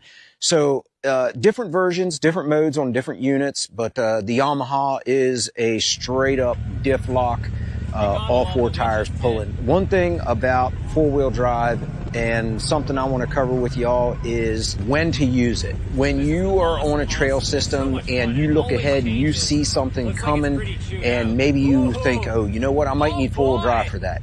I know a lot of owner's manuals say you need to stop, put it in four-wheel drive, and then you can go. But one way around that, and the reason why they tell you that, is because a lot of people might stay on the gas, or if you're in a mud hole and you're just hammered down and you're two-wheel drive, you're stuck, and then you throw it in four-wheel drive, a lot of four-wheel drive systems won't engage, but if they do, man, you're going to shock the drive line and you can blow some stuff apart. And that's one of the reasons why a lot of manufacturers tell you, just stop, put it in four-wheel drive, because there's a lot of inexperienced people out there and they don't realize that once you're in it, you can't throw it in four-wheel drive. So let's say you're going up a really steep hill and you realize halfway up that hill, you should have put it in four-wheel drive. Now, unfortunately, you're going to have to stop and you're going to put it in four-wheel drive. When you're climbing a really steep hill, you can put it in four-wheel drive low and you can just crawl right up that thing. And I know a lot of people, they think that speed is the answer when they're climbing hills. And I can tell you right now, the internet and social media is full of videos where guys just basically whiskey throttle and hammer down and they're just trying to climb this hill. There's a certain point where you exceed your momentum to traction rate, because if you have way too much throttle, you're not going to get any traction. You're just going to smoke the tires off and you're not going to get anywhere. The finesse is to have just enough momentum that you aren't spinning the tires, that you get 100% traction. And if you have to, you can always let the air out of your tires so you can get up and down some major obstacles. And that's another thing, that once you start getting into four-wheeling and you get out there on the trail, you're going to figure out, okay, you know, I need to let some air out to do these trails today. Maybe it's snow, maybe it's mud. So that's another thing that's going to help you out too. If you're climbing a steep hill and you let some air out of the tires and you are in four-wheel drive low, there you can see how this just goes down a rabbit hole, and it's one thing after another after another. And this is one of the reasons why I get a lot of questions from guys saying, hey, listen, I just don't quite understand this four-wheel drive thing. When should I be in two-wheel drive? When should I be in four-wheel drive? And basically the bottom line is, if I'm cruising on a trail system and it's nice and flat and it's hard packed, you know, I'm in two-wheel drive. If I'm going to be climbing a steep hill, especially if I'm riding in a group and there's people behind me, I'll put it in four-wheel drive so I don't have the back tires just digging and I'm launching rocks and dust and everything else back at everybody behind me. It's a part of that too, is not only making it up the steep hill, but it's also respecting everybody behind you that may not have waited until you were at the top of the hill. They just followed you right up that hill and you've got everything flying back on them. So that's another thing too, is, you know, respect for the riders behind you. You don't want to be slinging rocks and stuff all over them. When you're climbing a hill and you're into it, you're committed, you can't throw it in four-wheel drive once you're into it. Once you're in that mud hole and you're committed and you are hammered down, you can't put it in four-wheel drive. You have to stop and put it in four-wheel drive. And anytime I put it in four-wheel low, I stop in order to get it to engage. And that is one of those things that you just can't be rolling along at 30 mile an hour and throw it in four-wheel drive low. So there's a lot of variables to this, but basically here's the bottom line in a nutshell. When you are in a situation when you're on hard pack or you're cruising along on maybe nothing elevated, you're just cruising along out on the trail, two-wheel drive is fine.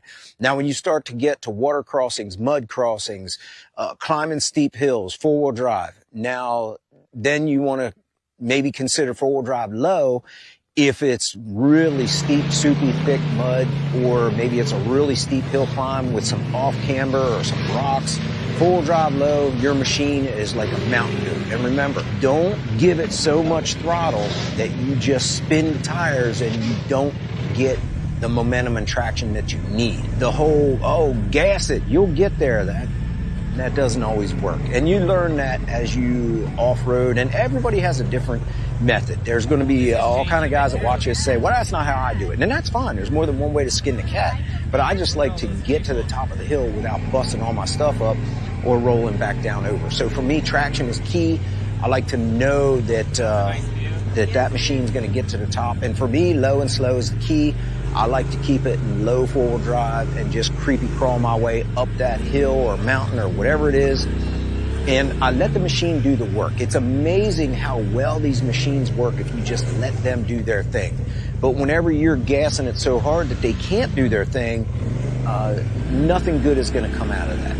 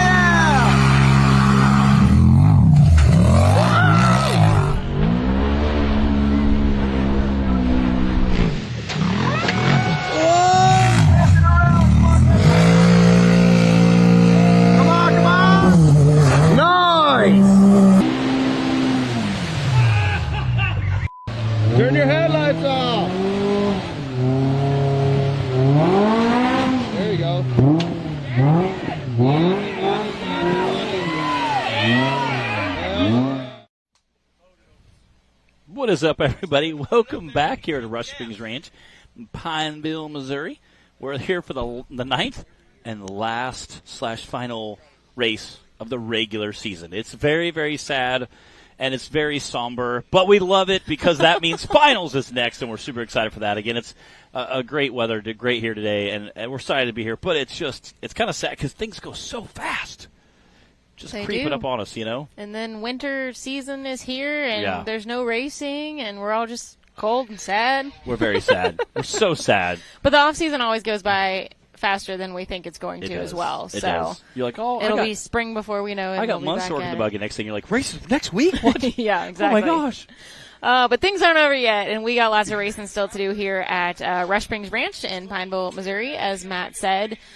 We've completed course 1 for our classes, Super Grip UTV Stock class and our RCB Axle UTV Cup class. So we are back to do it all again and run course 2 for everybody. We did give you guys a top 5 rundown at the end of our classes. I'll go ahead and do that again for our stock class before we get started here. Our fastest time on course 1 was Cody Kaysen with that 77, followed by Brandon Davis with a 78, Coy Chappell with a 79.7, Dylan Dowler with a 79.9, and then Daniel Heckley rounding out top 5 with that 82. So some real tight racing we saw in both of our classes today on course 1, and I expect nothing less here on course 2 either. There's Keith. Keith driving behind us. We call him Keith Toolman. His actual last name is Shell, but, you know. We call him Toolman so much. More people know him by Toolman. Yeah, I thought his last name was Toolman for the longest time until he gave an award in his name away. I was like, wait, what? Keith is our one of our recovery experts here, and we are so grateful to his commitment to the series and the sport and helping everybody out, keeping everybody safe, keeping things moving quickly with our recoveries. And he does a great job. Yep. We always got to give Keith that shout out. Again, like I said, we're at the 9th, last, and final regular season race. We have finals coming up here very soon. So we're super excited about that. We have side-by-side today, big bouncers tomorrow, as well as a bunch of other stuff. So very exciting, very happy to see. Been a little warmer today than I anticipated. It's always a little warm here, but it's been very warm. The fall, our false fall. Yes. I don't know if they had one here in Missouri, but in Tennessee we always get a false fall. Have a nice week and a half of cooler temperatures, and then it's like, nah, psych, back up to the 90s. So it is a little warm and dusty out here today, but they've got the water truck that they run here, which we are definitely grateful for. Yes. And, at least we're not getting rained on. That is true. That is true. We'll take it. We'll take what we can get. Matt, you were talking about finals coming up. That's going to be October 2nd, 3rd, and 4th. We race 3 days because we have so much racing to fit in.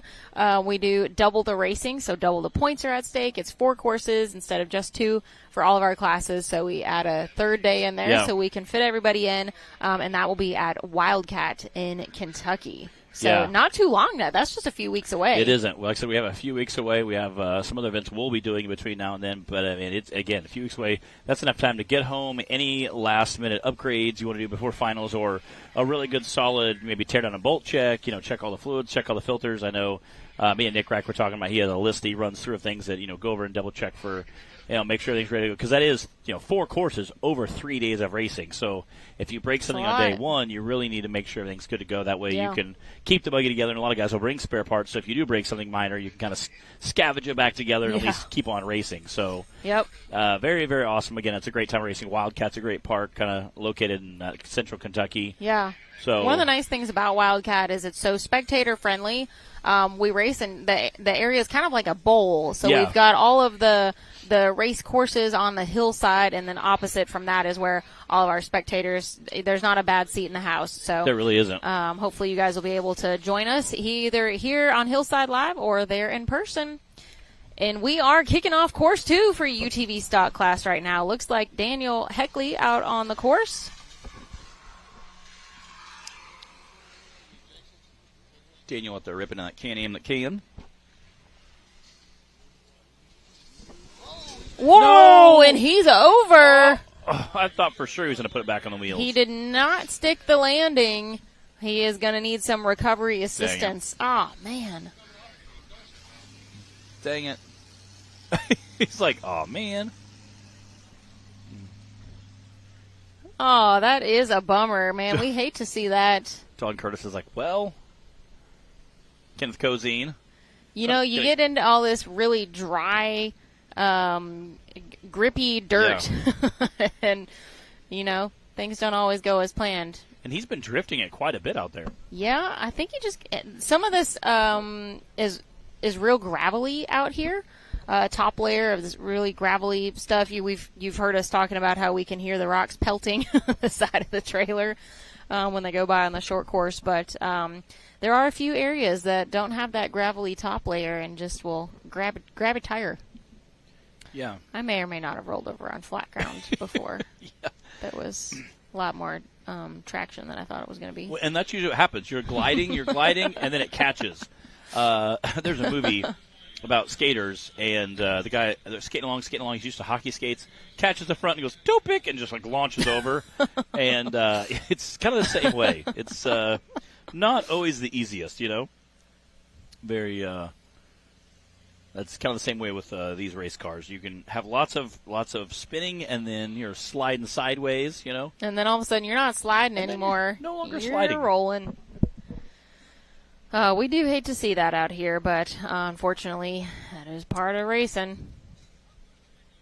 Taylor, I don't suppose. Okay.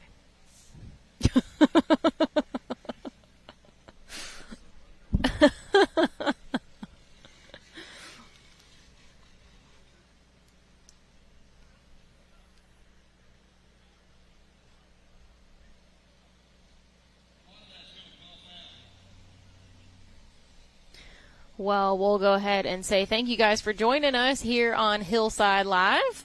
To our online audience on Rock Racing TV's YouTube channel, and to our television audience joining us on Power Sports World. Thank you guys for tuning in here with Matt and I. We are Matt Holt and Bree Molitor. And we were having a great day. We don't often say our names a whole lot. We just kind of jump right in, you know. Yeah. We get excited to start off the racing action. Especially when coming back. We're like, oh, we're here racing again. So, yeah, let us take a moment and introduce ourselves a little bit. Matt and I have both been involved in this sport and this series in some way or form. I have since the beginning in 2012. And, Matt, when did your involvement start? 2017. Yeah. This is my 9th year. Next year will be my 10th year in this. Yeah. And again, we've raced buggy. The first year I started out, and I love telling the story. The first year we started out with Sean Cross and my brother Nate Holt. We put a race team together. We all took turns. And then the following year I put my own team together, built a car. And I love telling that story because I'm like, we couldn't afford time-wise or financially to do it all on our own in the beginning. So you figured out a way. So for those of you guys out thinking, man, I'd love to do that, but I can't afford to. It's okay. That's how I couldn't either. Yeah. That's how we started out. We were like, I'm poor, you're poor, let's go do some racing. You know? Find a way to do it. So, again, we started out as a team, but it was a lot of fun. It was really enjoyable, and I appreciate, you know, Sean Cross for helping us out there. He kind of was the first guy to get that ball rolling. My brother jumped in and helped us out, and we did some racing. So, and he's done a couple of races since then, spreading it out through here, but very, very good time. And like I said, it's, you know. Yeah, see what it led to. Yeah, and even if you can't do the full series, you can do a race close to your house, come out, do some racing with us. And just pick and choose, do what you can. I just want to warn you, though, it could be addictive, you know. Could be addictive. So it's possible. Well, shoot, look, I started in 2012, and I'm still here. Still here. So yeah. I started out racing as well. We had a vehicle called the Juggy back then before we built the Avenger. My dad and I. Dad has been into off-roading and motorsports my whole life. Got me into it, and then one thing led to another. So here we are. And it's a good time. Like I said, again, your dad is a great guy. I love hanging out with him. We'd earlier this year at Pretty Place, we got a chance to hang out. Me and my dad got to do some trail riding with you and your dad. It was very cool, very fun. Got to see some cool sights, and luckily there was a gentleman that your father lived right down the road, so he got to take us to all the cool spots. And it's always good to have someone that knows the trails. See all the cool sights, and again, I love seeing that for a local park, setting up something where we can all go check out the local stuff. Very cool.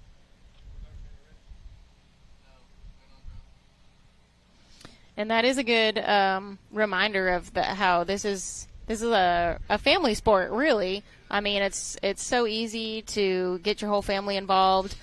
We didn't even have a youth class back in the day when the series started. That came about a few years ago, but we've got the youth class for the kids to race in. The series has grown and expanded so much over the last decade plus. There's really something for everybody now, and we hope you guys enjoy that along with us. Got Brandon Davis coming out of that race line starting gate. That little Can-Am that could. We're going to see him tomorrow in his UFO Ultra 4 car. It's the Can-Am that can now, Matt. Yes. That's a sweet chassis. It believed in itself. It believed in now itself. Now it can. It can. Like, you can do it. Yes, we can. Little Bob the Builder there.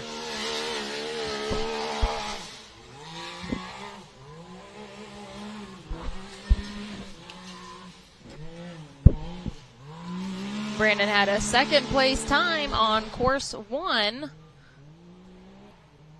right behind Cody Kaysen.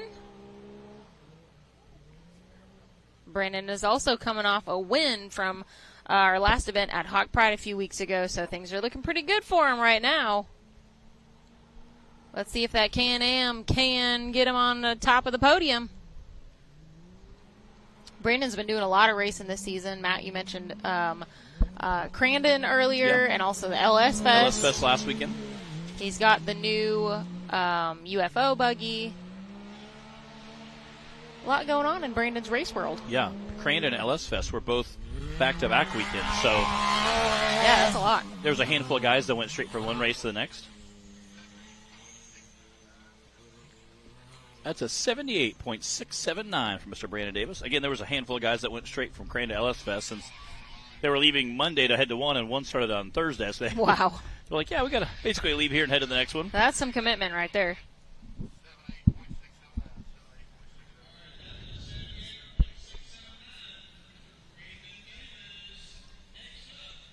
You know, for a long time we've called Brandon Mr. Consistency because he had this like uncanny ability to always end up on the podium and was it third place he usually did? Yeah.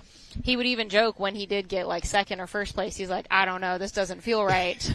I'm used to my third place spot. What's this feel like? But he's so consistent. Guys, he put down a 78.9 on course 1, and he just did a 78.6 on course 2. Wow. And now we've got Dylan Dowler coming off the line. Dylan had a 4th place time on course 1.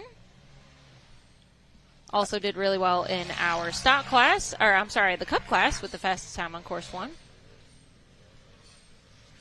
I love that. I love that we all get to play in the short course, which is a lot of fun. But we also make all of our classes come right out the gate on those rocks too. So from UTV we can't stock, make it too easy. From UTV stock all the way to bouncers, everybody hits the same rocks. There's no getting around the SCS stone pile.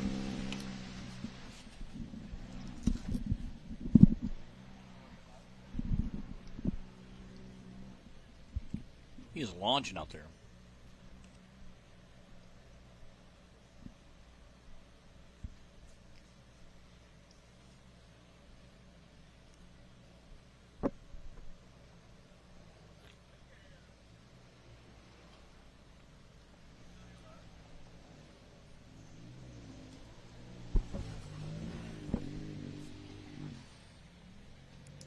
You can tell how fast they're going by how far they throw rocks with that last big S curve there.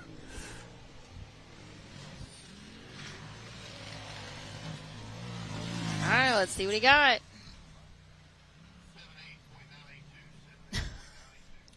$78.982. So Brandon Davis in the lead with a 78.6. And now Dylan Dowler with a 78.9.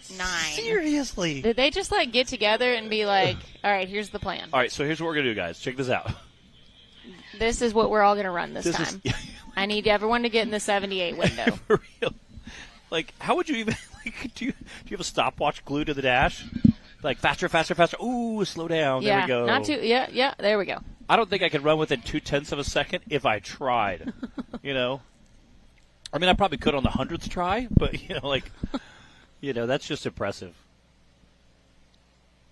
Well, we've got Cody Kaysen on the line now. Cody is our current points leader, not by a whole lot, only a 3-point lead. And Cody is coming off of a kind of dramatic run at Hawk Pride, trying to get a transmission replaced in between courses. He was so close to getting it done, but didn't quite get it done in time to make his run. So that points lead got a little smaller, but he had the fastest time on course 1 today. Are we going to see him break this 78 now? I don't know. Look at that thing just slinging around.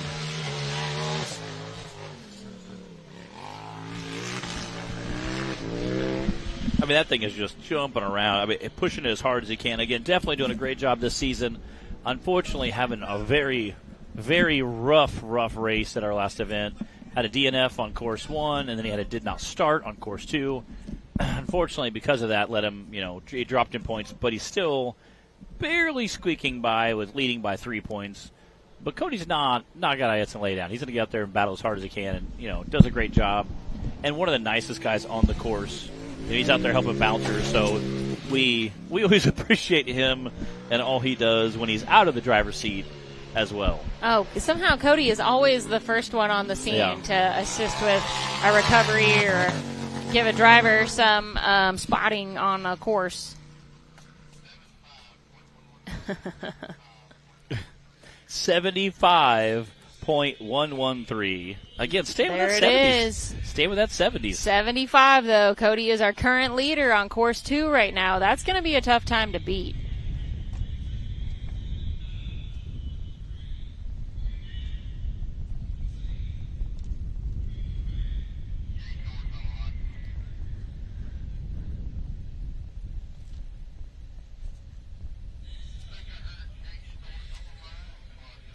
Jay Stewart's on the line now. Jay is our featured driver today.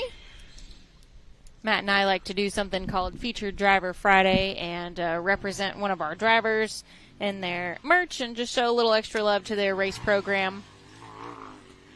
So that is Stewart's Racing today. Kid coming out of Perryville, Missouri, which a handful of guys have raced out of there, so we call them the Perryville Mafia crew. Yeah, I wonder how far they are from this park. I'm going to say 3 hours probably. About 3 hours. We're in Pineville, Missouri right now, racing at Rush Springs Ranch. And this is race number 9 out of 10 for the season. So we are winding things down. Finals will be in just a few weeks, October 2nd through 4th at Wildcat, Kentucky.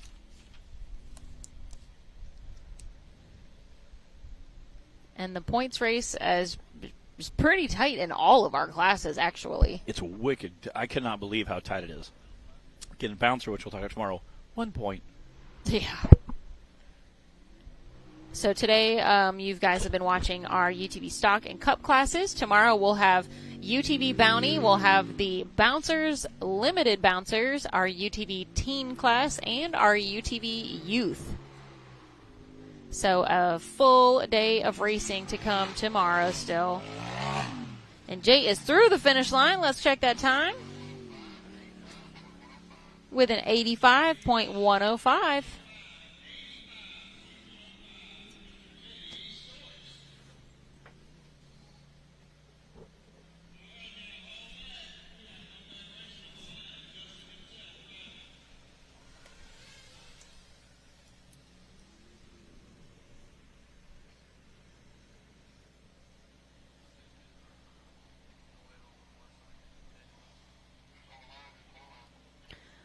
We've got Justin Hoback sitting in the race line starting gate now.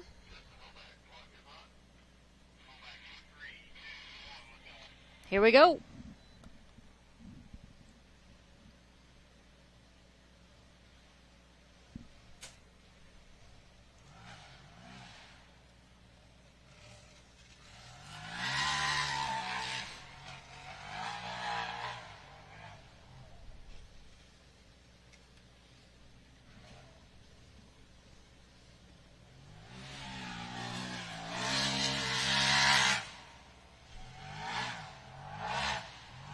Justin races in our UTV stock class. He's also in the limited bouncer class this season. And the 2 Hoback kiddos are racing in our youth class and have been for several seasons now. Doing a great job with that. You can follow the Hoback Racing crew on Facebook at Hoback Racing. And Justin would like to give a shout out to ORI Struts, Super Grip Tires, Raceline Wheels, Power Tank, Brandick Motorsports, and Extreme Coatings Inc. for supporting his race program.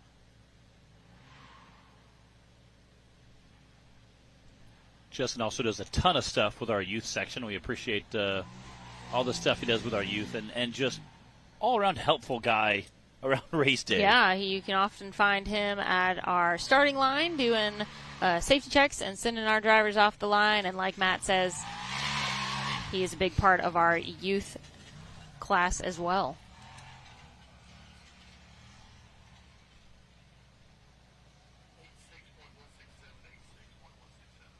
.167 for Justin Hoback.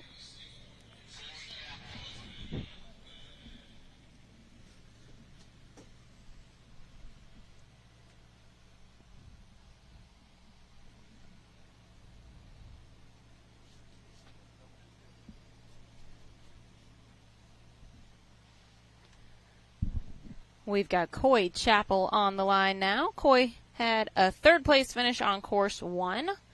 Let's go ahead and take a look at our top 5 right now. We're almost halfway through our list of drivers for course 2 with Cody Kaysen in the lead with that 75. Brandon Davis, 78.6.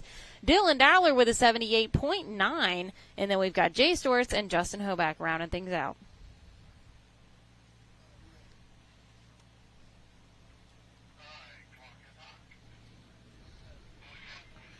Coy Chapel. I love when saying he's that. feeling fancy. I love saying that. It's just so much fun. It's just so much fun. Coy busting his way through the SCS stone pile. He is 3rd in points coming into this weekend. So Coy's having a real great, solid season. And with that 3rd place time on course 1, we'll see what he can do here on course 2, but that might be a pretty good weekend for him. Yeah. Again, Coy's been out here racing with a while. Always a very fun guy to hang out with. Sometimes we'll go to Mexican after races, a handful of drivers, and he's always a lot of fun.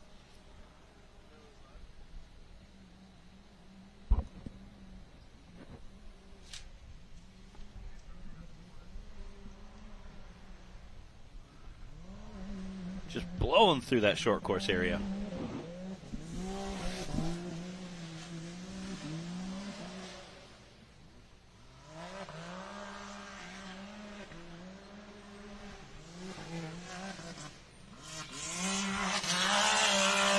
Ooh. Carrying that wheel through there. That's a 77.818. Almost our new fastest time. That's the 2nd place time. I was right looking, now. I saw that 75, and I was like, man. Yep, Cody Kaysen still in the lead with the 75, but now followed by Coy Chapel with that 77. And then we've got our 2 78s from Brandon and Dylan. Looks like Bert Sevi on the line now.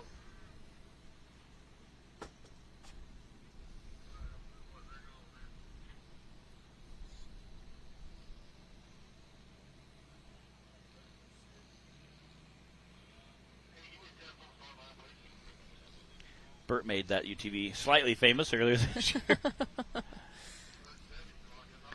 That was his red one. His blue one, he said, my blue one I beat on even harder. I'm like, how is that? What? Oh, goodness. He said, yeah, we have a good time. We go out.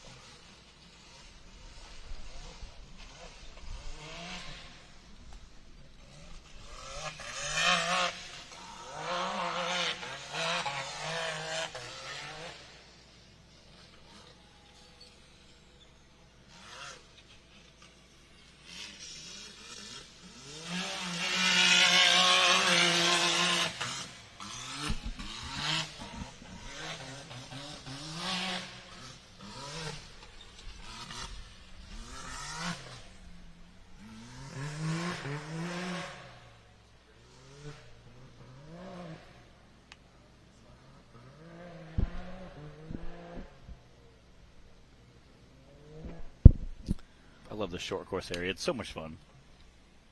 And I think most drivers like it here, too. Again, we don't do a ton of short course, so I think most drivers do enjoy kind of getting out there and having a little fun. And Are you going to do some pre-running on it tonight? Well, last year, 2 years ago, maybe 3 years ago now, the Bacons were out here. There was a bunch of us, and we started getting kind of ornery, getting a little spicy, getting a little Western. And the next thing I know, there was 2 of us that had flat tires. Oh, boy. We had a really good time. And the faster you go, I think the funner it is in the buggy. Definitely.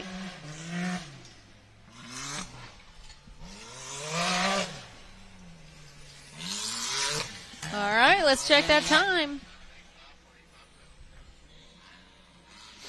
85.857 for Bert Sevi. Just a couple of drivers left now for course 2 of our Super Grip UTV stock class. Don Curtis on the line now.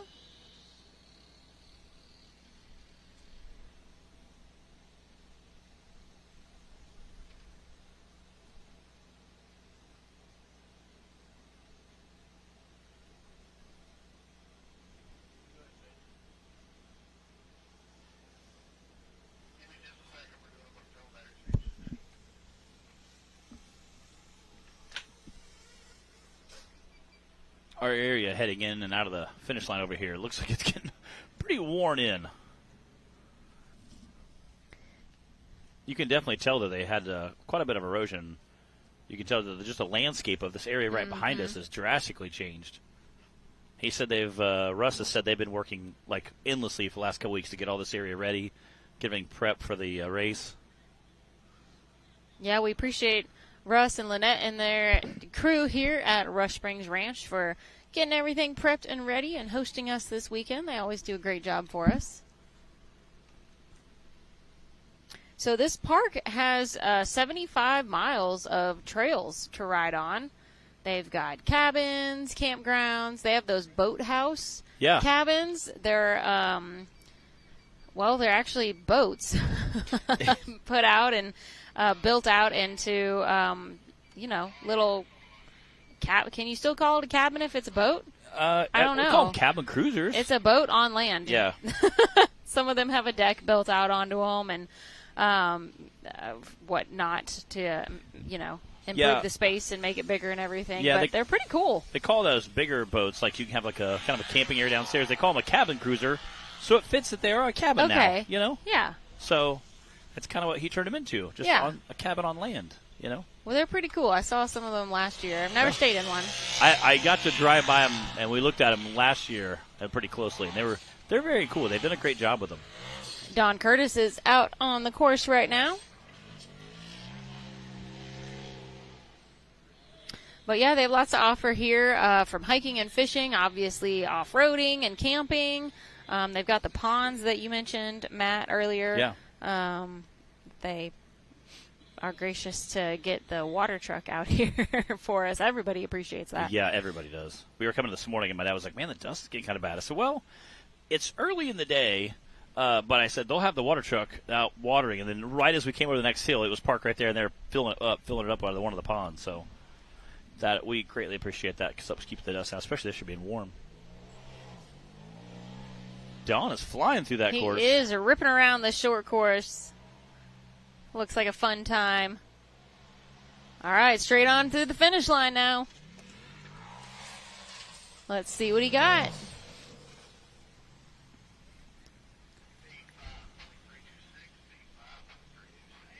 An 85.326.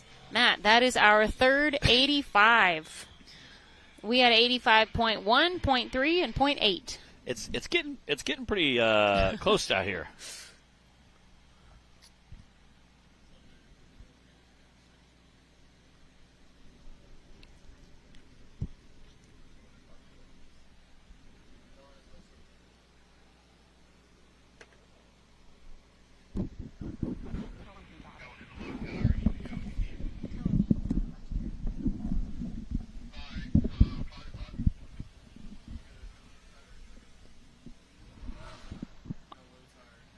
All right, this is Cohen Ellison, Sounds like he's got a tire that is leaking. So he's going to, obviously, aside from just wanting to lay down a fast pass, he wants to do it before that tire goes flat on him. So he's going to be quick for a couple reasons. Yeah, he's got a little extra motivation right now.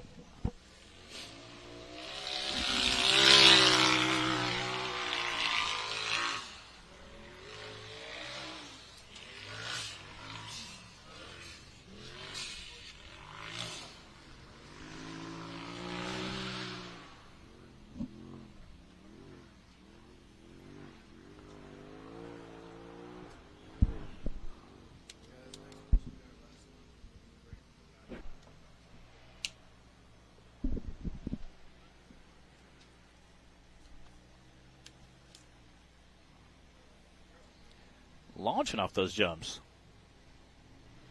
Again, that Ellison family was our featured driver Friday a few weeks ago. They got a whole family, a whole plethora of people out here racing from the Ellison family. Family that races together stays together. I love it. I love it. Cohen would like to give a shout-out to Hillier Law Firm, Boggs Welding and Fabrication, Super Synthetics, The Powder House, Limitless Graphics, and Southern Oak Construction for supporting his race program. That's an 81.977. Nicely done. All right, guys, we've got just one driver left in our stock class for Course 2. And that is Robert Traynor on the line, ready to wrap things up for us. Fastest time right now is a 75 from Cody Kaysen. Robert is only 3 points behind Cody Kaysen overall coming into this weekend.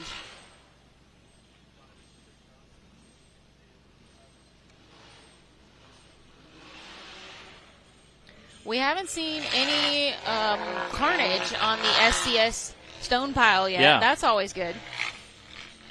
Yeah, we've usually seen a few by now. Guys going a little too hot and steamy through there and break something.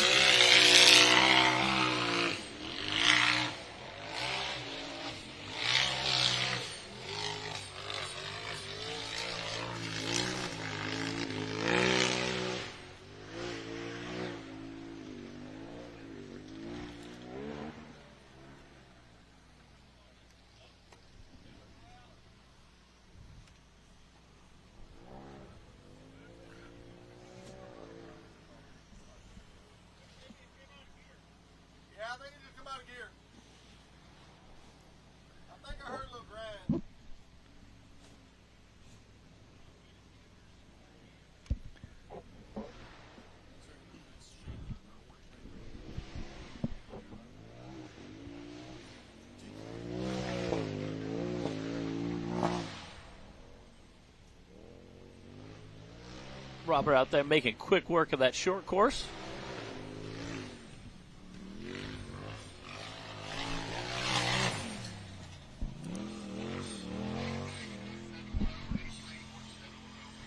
With an 83.710. And that wraps up Course 2 for the Super Grip UTV stock class. We're going to take a quick commercial break, and we will be right back with more after this.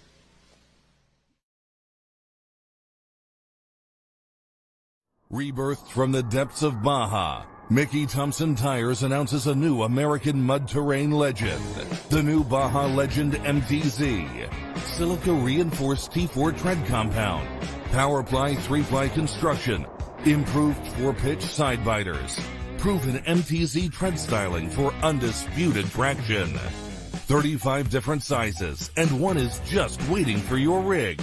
The Baja Legend MTZ.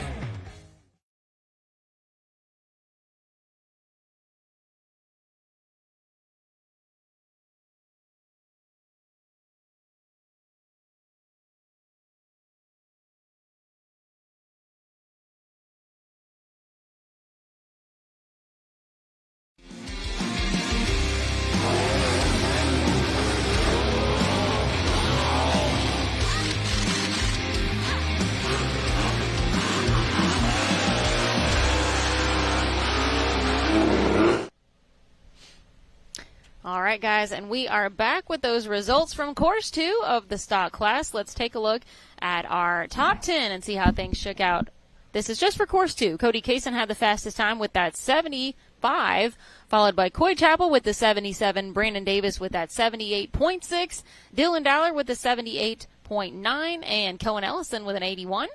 Robert Trainer coming in 6th, Jay Stortz coming in 7th, Don Curtis coming in 8th, Bert Savvy coming in 9th, and Justin Holback rounding out that top 10. Great job racing to all of our stock class drivers. Some really tight times in there today, as usual, but for some reason it's always still surprising to see how close they can keep those times. We had at least 3 in the 85s, a couple in the 78s.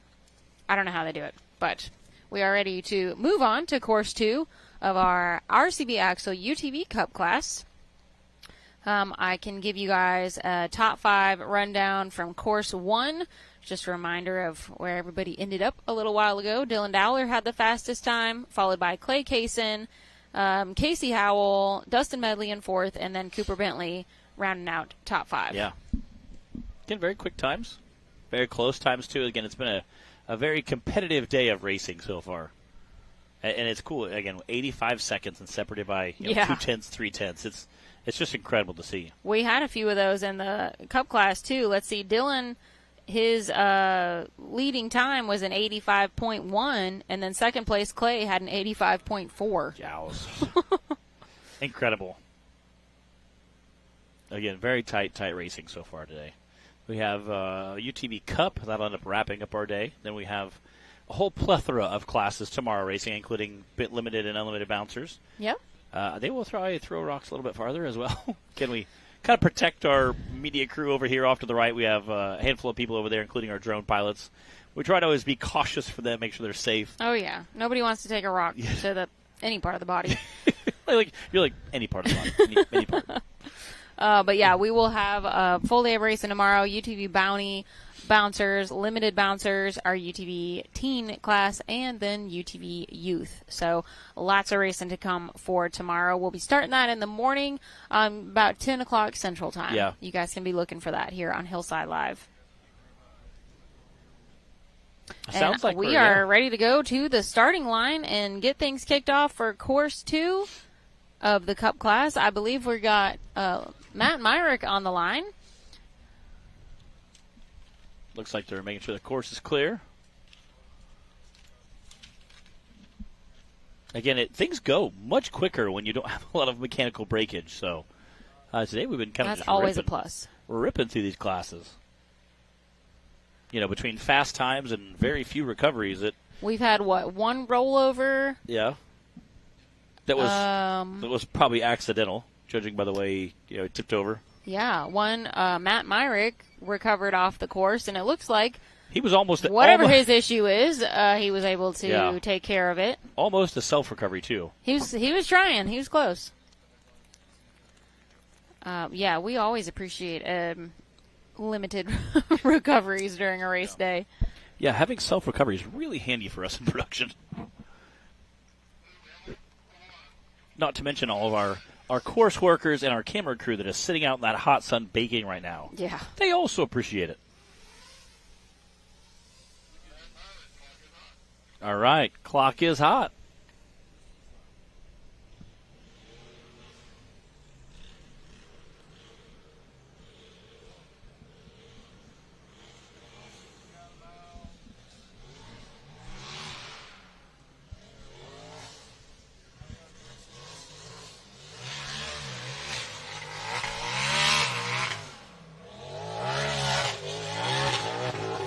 This was Matt's first season racing this buggy.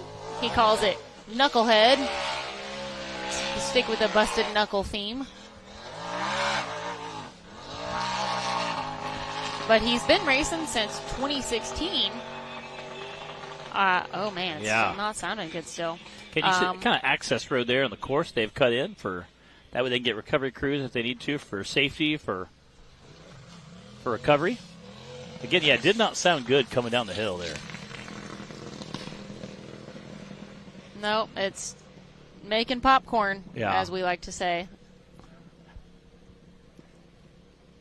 Ooh, I'm having some deja vu, Matt. Yeah, and again, I'm not sure what the deal is because he climbed that entire hill with no problem, but now can't even roll through the short course area. So Looks like he's pulling off. Dang it. Again, super frustrating for Matt because he could climb the hill. Sounded great. About right at the top, started having some issues there, and I'm not sure what it is. But man, we hate that for him. And again, being an intermittent problem too, because he was climbing the hill. It sounded great, and you hate to see that for Matt. Well, and to travel from Alabama to come, Missouri and come race and have that be how your race day ends up, that is just always frustrating, and we hate to see that.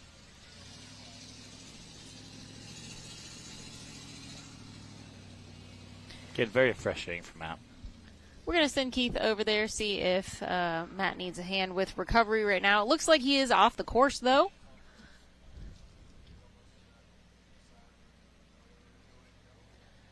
So we might be able to continue and send our next contestant driver. Next driver? Yeah. Yeah, that's a bummer.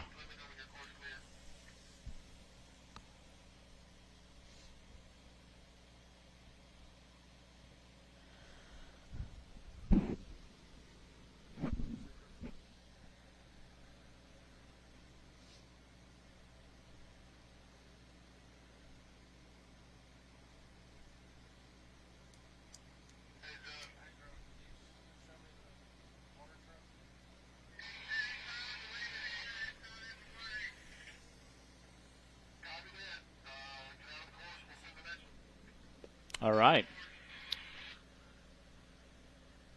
You can see the water truck up there.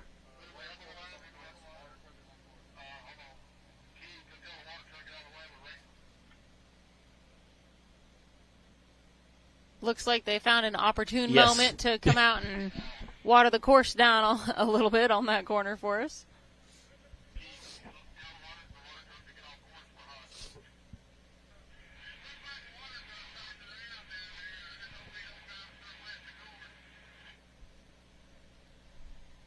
I was trying to, maybe he might be on the back side of that big turn, so he might technically be off course. There he goes.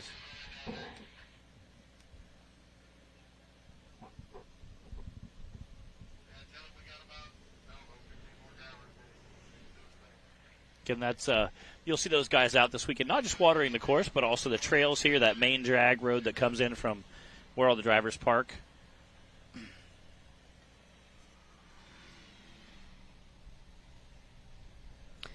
Yeah, we always race in the same area here at Rush Springs where they've got the short course. Obviously, we want to be able to utilize that and the hillside behind us and everything. So there's a lot of the park that I haven't even gotten to see before. It is a nice drive down here. You pass the ponds. Yeah. And it's, very scenic and everything to take the long trails on the way down. We're actually camping in a different area this year than I ever have before. Yeah. So I had no idea where I was this morning. Are you back on the pulled in with the RV? We're all in the field. Okay, yeah. Not up by the check-in bathhouse and everything. So first time I ever saw a whole new side of the park today. Yeah. The first time I ever came here, it was me and Timmy. We're over there by ourselves. And every year there's been like 2 RVs added. Casey Howell out on the course now. Casey had a 3rd place finish on course 1. And let's see, he had a 5th place finish overall at our last race at Hawk Pride.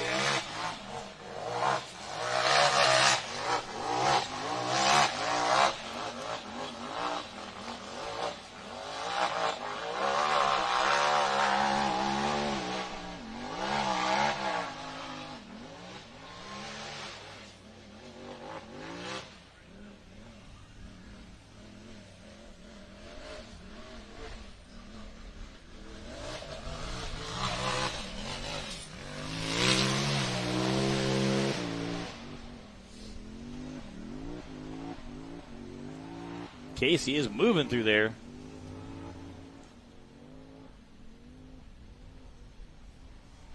Coming into the freshly watered corner. Get one tiny break from the dust trail.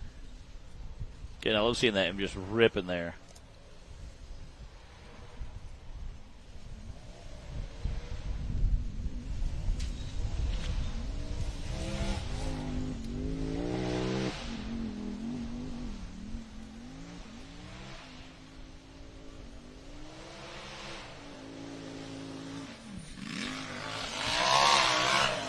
There we go. That's a 91.961 for Casey Howe. 969. 969. Yeah, 91.969.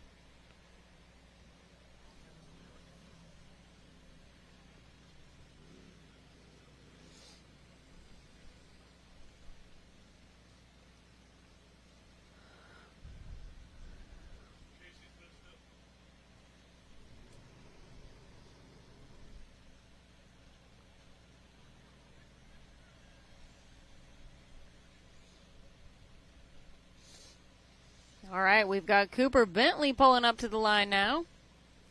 Cooper is sitting second in points coming into this weekend, only 5 points behind Clay Kaysen. Cooper had a 4th place finish at our last race at Hog Pride.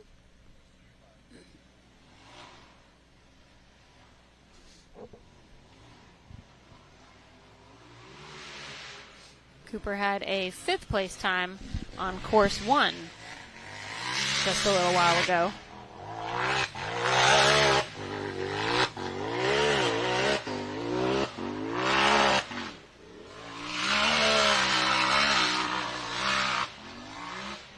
He's letting that buggy eat.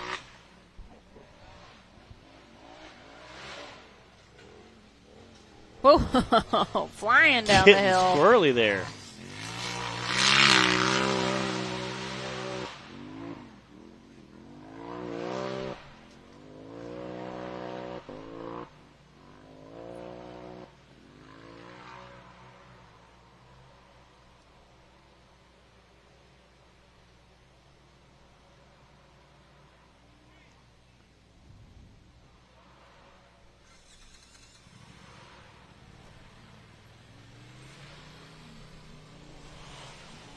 He is moving. See what that time's going to be.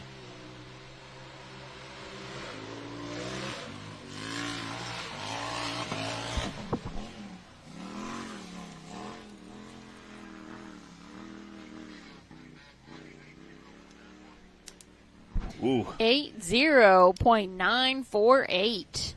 That is a smoking fast run from Cooper Bentley here on course 2.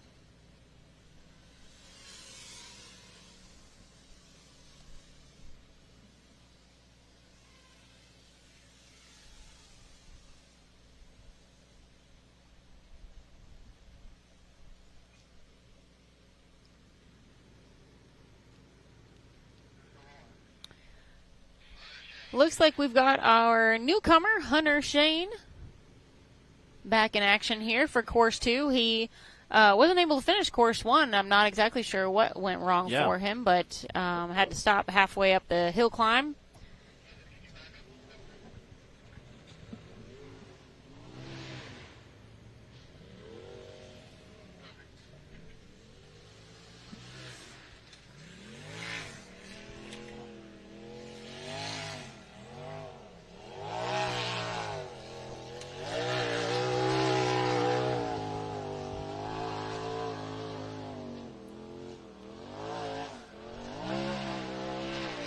Go, baby, go! Oh, Wait, was he in two No. or 3-wheel drive? I think he just high centered there. I couldn't tell if the front right was even pulling. Yeah, he's pulling. Yeah, I think the belly of the chassis just hit. Oh, man. There you go. Nice. Because he was going, all of a sudden he goes, ee! I was like, well, clearance issue there. We've all been there. Had, bottomed out, the belly hit something in ruts or whatever, or, got stuck in a set of ruts that were maybe bigger than the tires you're on, It happens.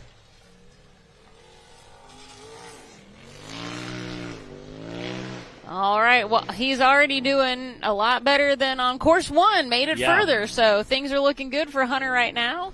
Yeah, I'm not sure exactly what was wrong there. Definitely have a nice smooth run here.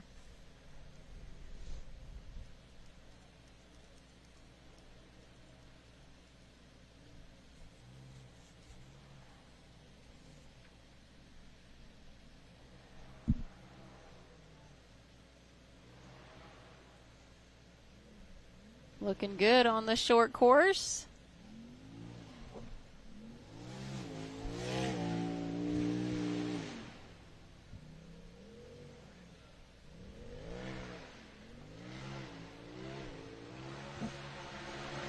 Well, you know he's going to be glad to be crossing that finish line this time.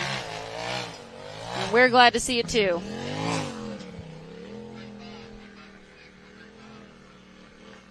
That's a 135.526.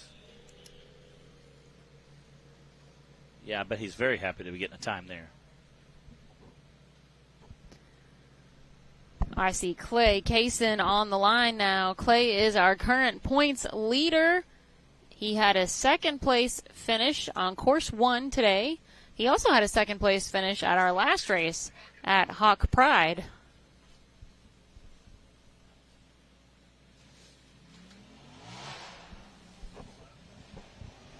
Time to beat right now is an 80.9 from Cooper Bentley.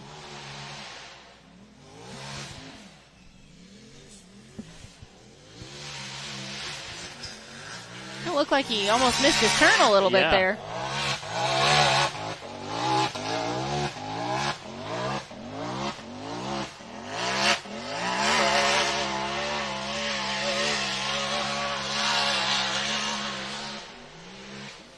I mean, you can hear that buggy just ripping.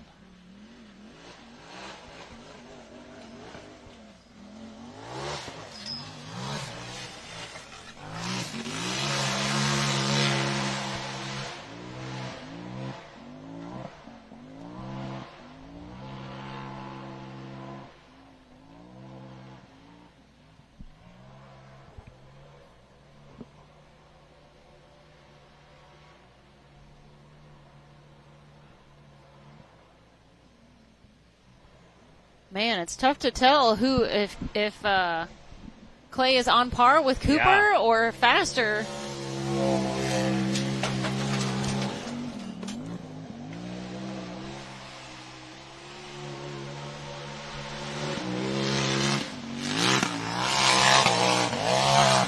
I don't know. That's fast. Oh, let's find out. Wow. 86.191. Wow. A solid run from Clay, but not enough to get the lead on Cooper. Cooper had that 80.9. Our current fastest time on course 2. He looked like he was just unbelievably fast. And he was still behind Cooper. Like that's incredible.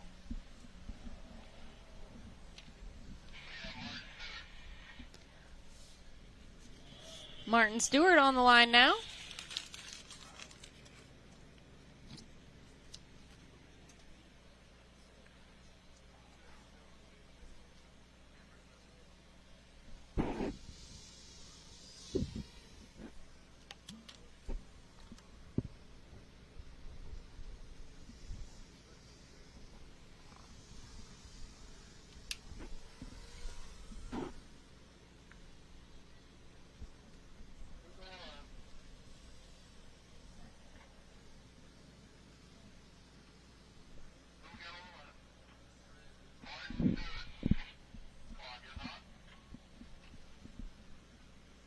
Here we go with Martin Stewart.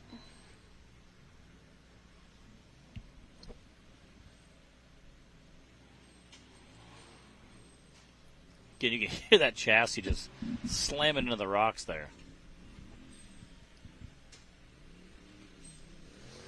This one does have that real low center of gravity, which can make the rock piles a little more difficult sometimes. Or at least you want to make sure you got a real sturdy skid plate on there. For real. But it does make it nice on the short course and the cornering. Yeah, especially or on a steep hill, you got to go kind of sidewalk, kind of catwalk a little bit. You're very, very thankful to have a nice low center of gravity on those times.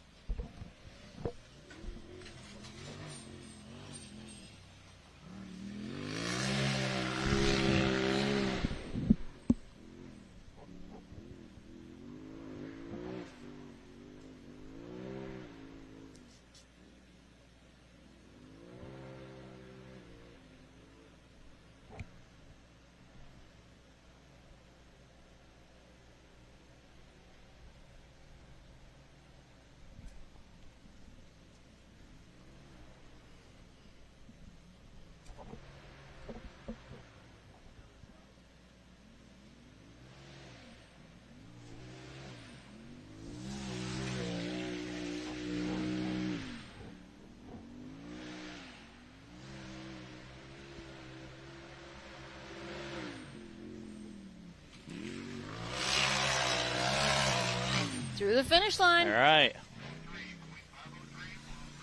That's a 103.503 for Mr. Martin Stewart.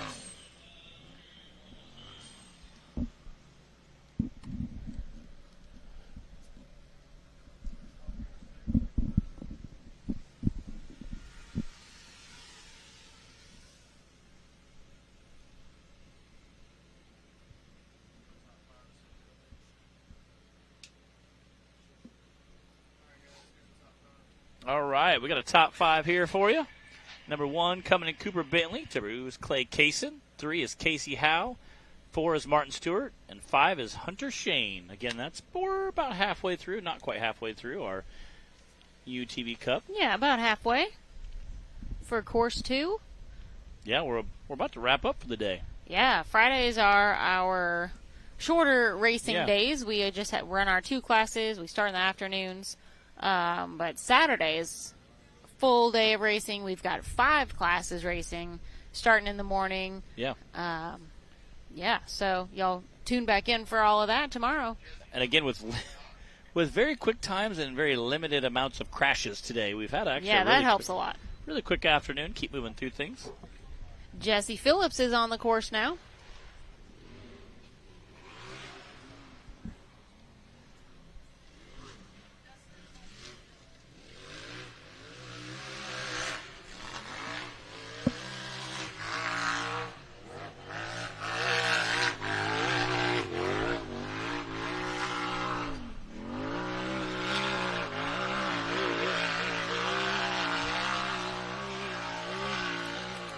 Just pushing it up that hill.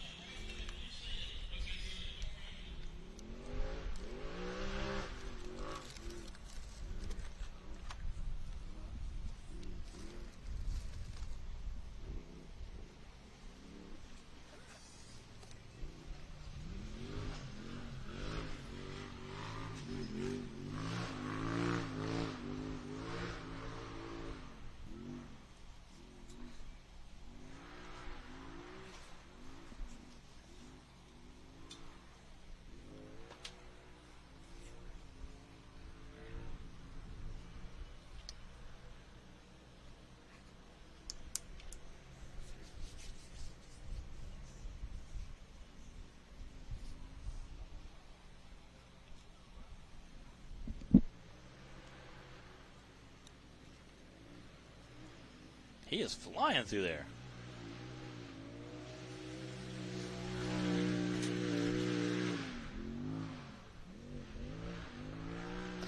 Fun fact about Jesse Phillips. This is actually a fun fact for more than one of our racers. Is he used to be a golfer. Yeah, I like that. You know, a lot of our drivers that are or were into golfing. Yeah. 115.426 for Jesse Phillips. I know Bub Meadows is a big golfer. Me and him talked to golf. I was near his house earlier this season, and he said, "You're real close to a golf course to golf." And I said, "Really?" And he said, "Yeah, next time you're down, bring your clubs. We'll do a little golfing." He said, "I golf there quite a bit." Yeah, apparently Dylan Dowler used to be, I think he played. I could see that. That's cool. I could see that. I've seen him at Topgolf before. He looked like he knew how to swing. So. Yeah.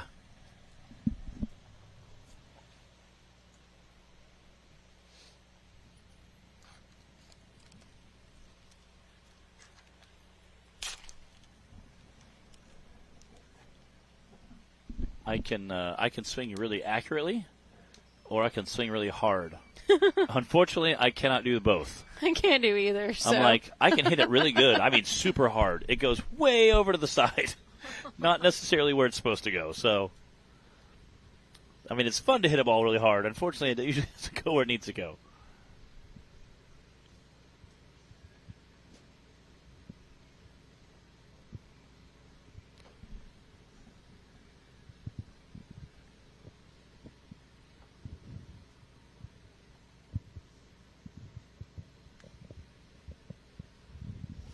I think they're making sure the course is clear.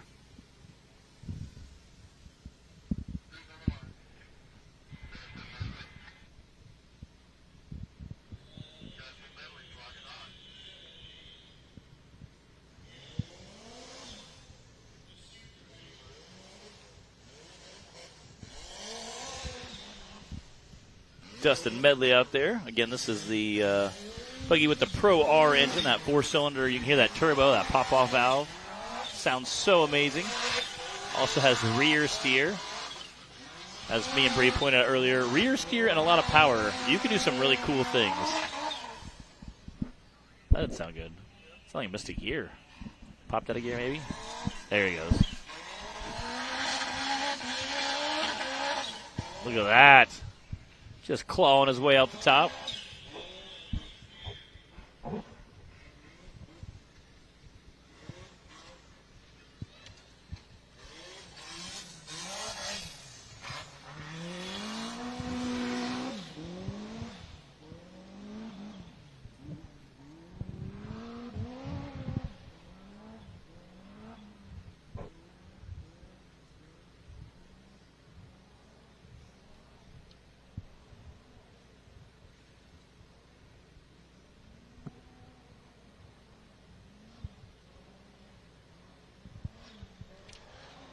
Wow. He is airing it out. That was a big one. That was a huge one. He launched out there. That last S-curve before he heads out of the short course area. Well, Dustin says he got into riding anything with wheels at a young age and started racing dirt bikes when he was 16. That evolved into racing some side-by-sides, and then they started their other builds. So he's no stranger to going fast on something. 97.171, and it sounds super clunky. Did I hear you, Taylor, saying the transmission's coming apart? Okay. Yeah, something doesn't. He's either got a drive shaft broken. He's either got a drive shaft broken in there or an axle shaft. Something. It's clanking really bad. Something is definitely banging around inside there. Yeah, it's messed up. Definitely got to fix it. Definitely needs some work. But again, when you're running a 400, 500, 600 horsepower and a UTV, I could see how you could maybe break some stuff potentially.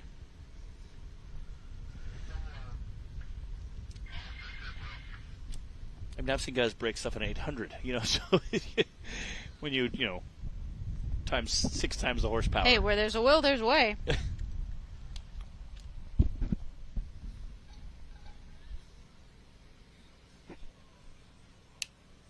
Again, definitely still smoking time for Dustin Medley. All right, we got Austin Tidwell sitting on that race line starting gate. Sounds like clock is hot.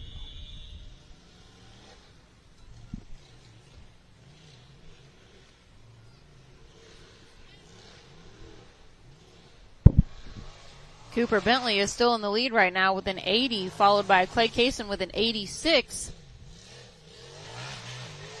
After Alston, we've got just 2 drivers left for Course 2 of our UTV Cup class.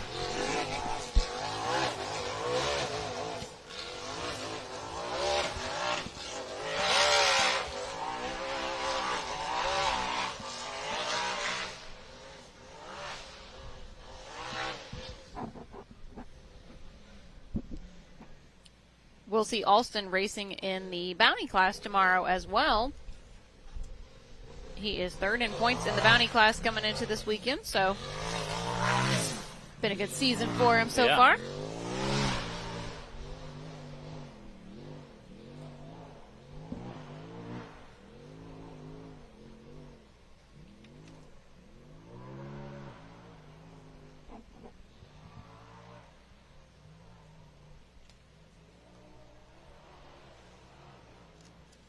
Nice smooth run going there on that corner.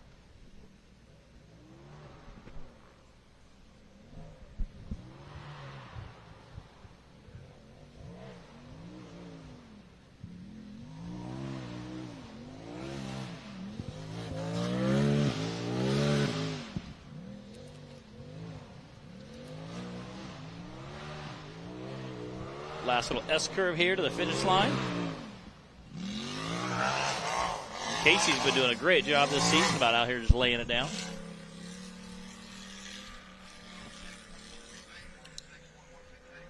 That's a 106.168 for Mr. Casey Howe. Austin Tidwell. Austin Tidwell, sorry. Yeah, we already saw Casey run.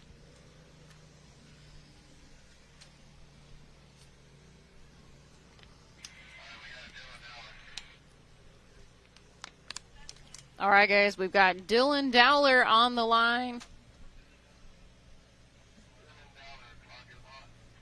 And Dylan might be our last one if really? Wade's broken, but I'm not sure. All right. All right, we did get confirmation. Unfortunately, Wade's broke. He is out for course 2. So Dylan Dowler out on course. He's going to wrap things up for us today for our RCB Axle UTV Cup class.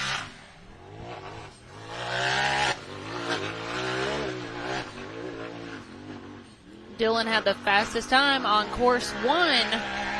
He wants to do it again right now. He's got to beat the 80.9 that Cooper Bentley laid down, and it's not looking good for him. He is stuck at the top of the hill.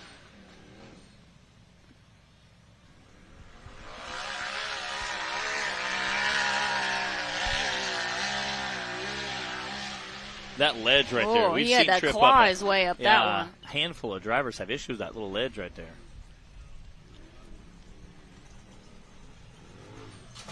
Ooh. Oh.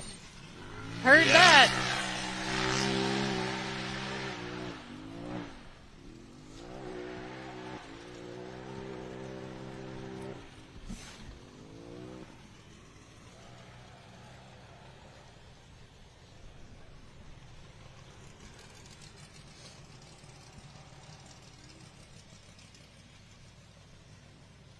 Dylan just launching off those ledges.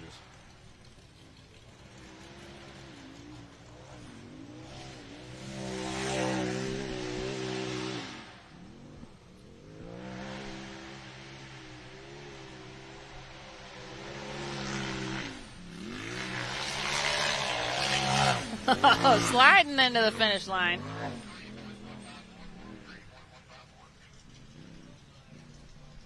.103.159. Sorry with that. Unfortunate hang up at the top of the hill for Dylan, but he was still able to get through the finish line. We are going to take a quick commercial break, guys, and then we'll come back with our results from course 2.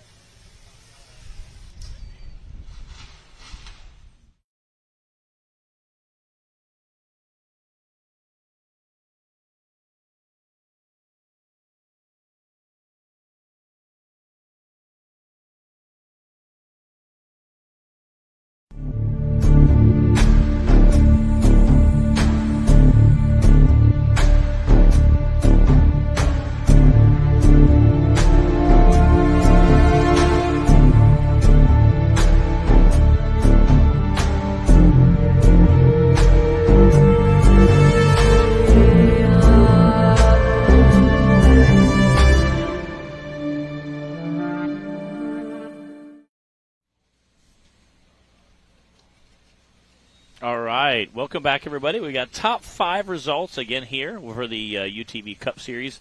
Top 10, and that's going to wrap up our day of racing. So, again, that was our Wade was not able to get that buggy back together. Yeah, so this is top 10 just from course 2.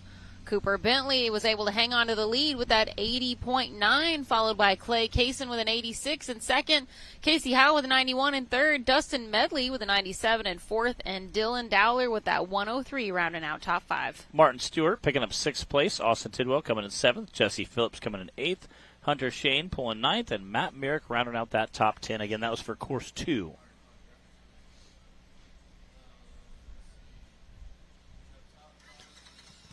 We do want to bring you guys our overall results from just today for our classes.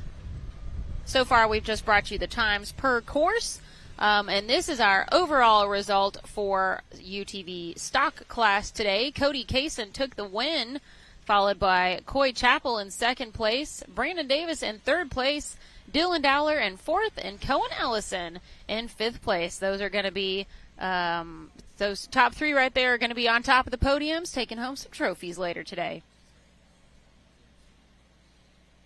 And then we'll also cover our UTV Cup, which, again, this is the unlimited class. This is our top 5 for today. This is how it shook out just for today. Again, this is not championship points. Clay Kaysen coming in with that number 1 spot. Cooper Bentley sneaking in behind him, picking up 2nd. Dylan Dowler picking up 3rd. Casey Howe 4th. And Dustin Medley with that monster buggy on 5th. All right. Again, awesome day of racing. A little dusty, but not too bad. Again, Nothing we haven't dealt with before. A little warm. I'd rather take that than rain almost, you know? Yeah. Well, we enjoyed the racing action today. Hope you guys did too. Thanks for joining us here on Hillside Live. We'll be back tomorrow to do it all again and more with 5 classes racing starting around 10 o'clock Central Time here at Rush Springs Ranch. So we'll see you guys then. We'll see you guys.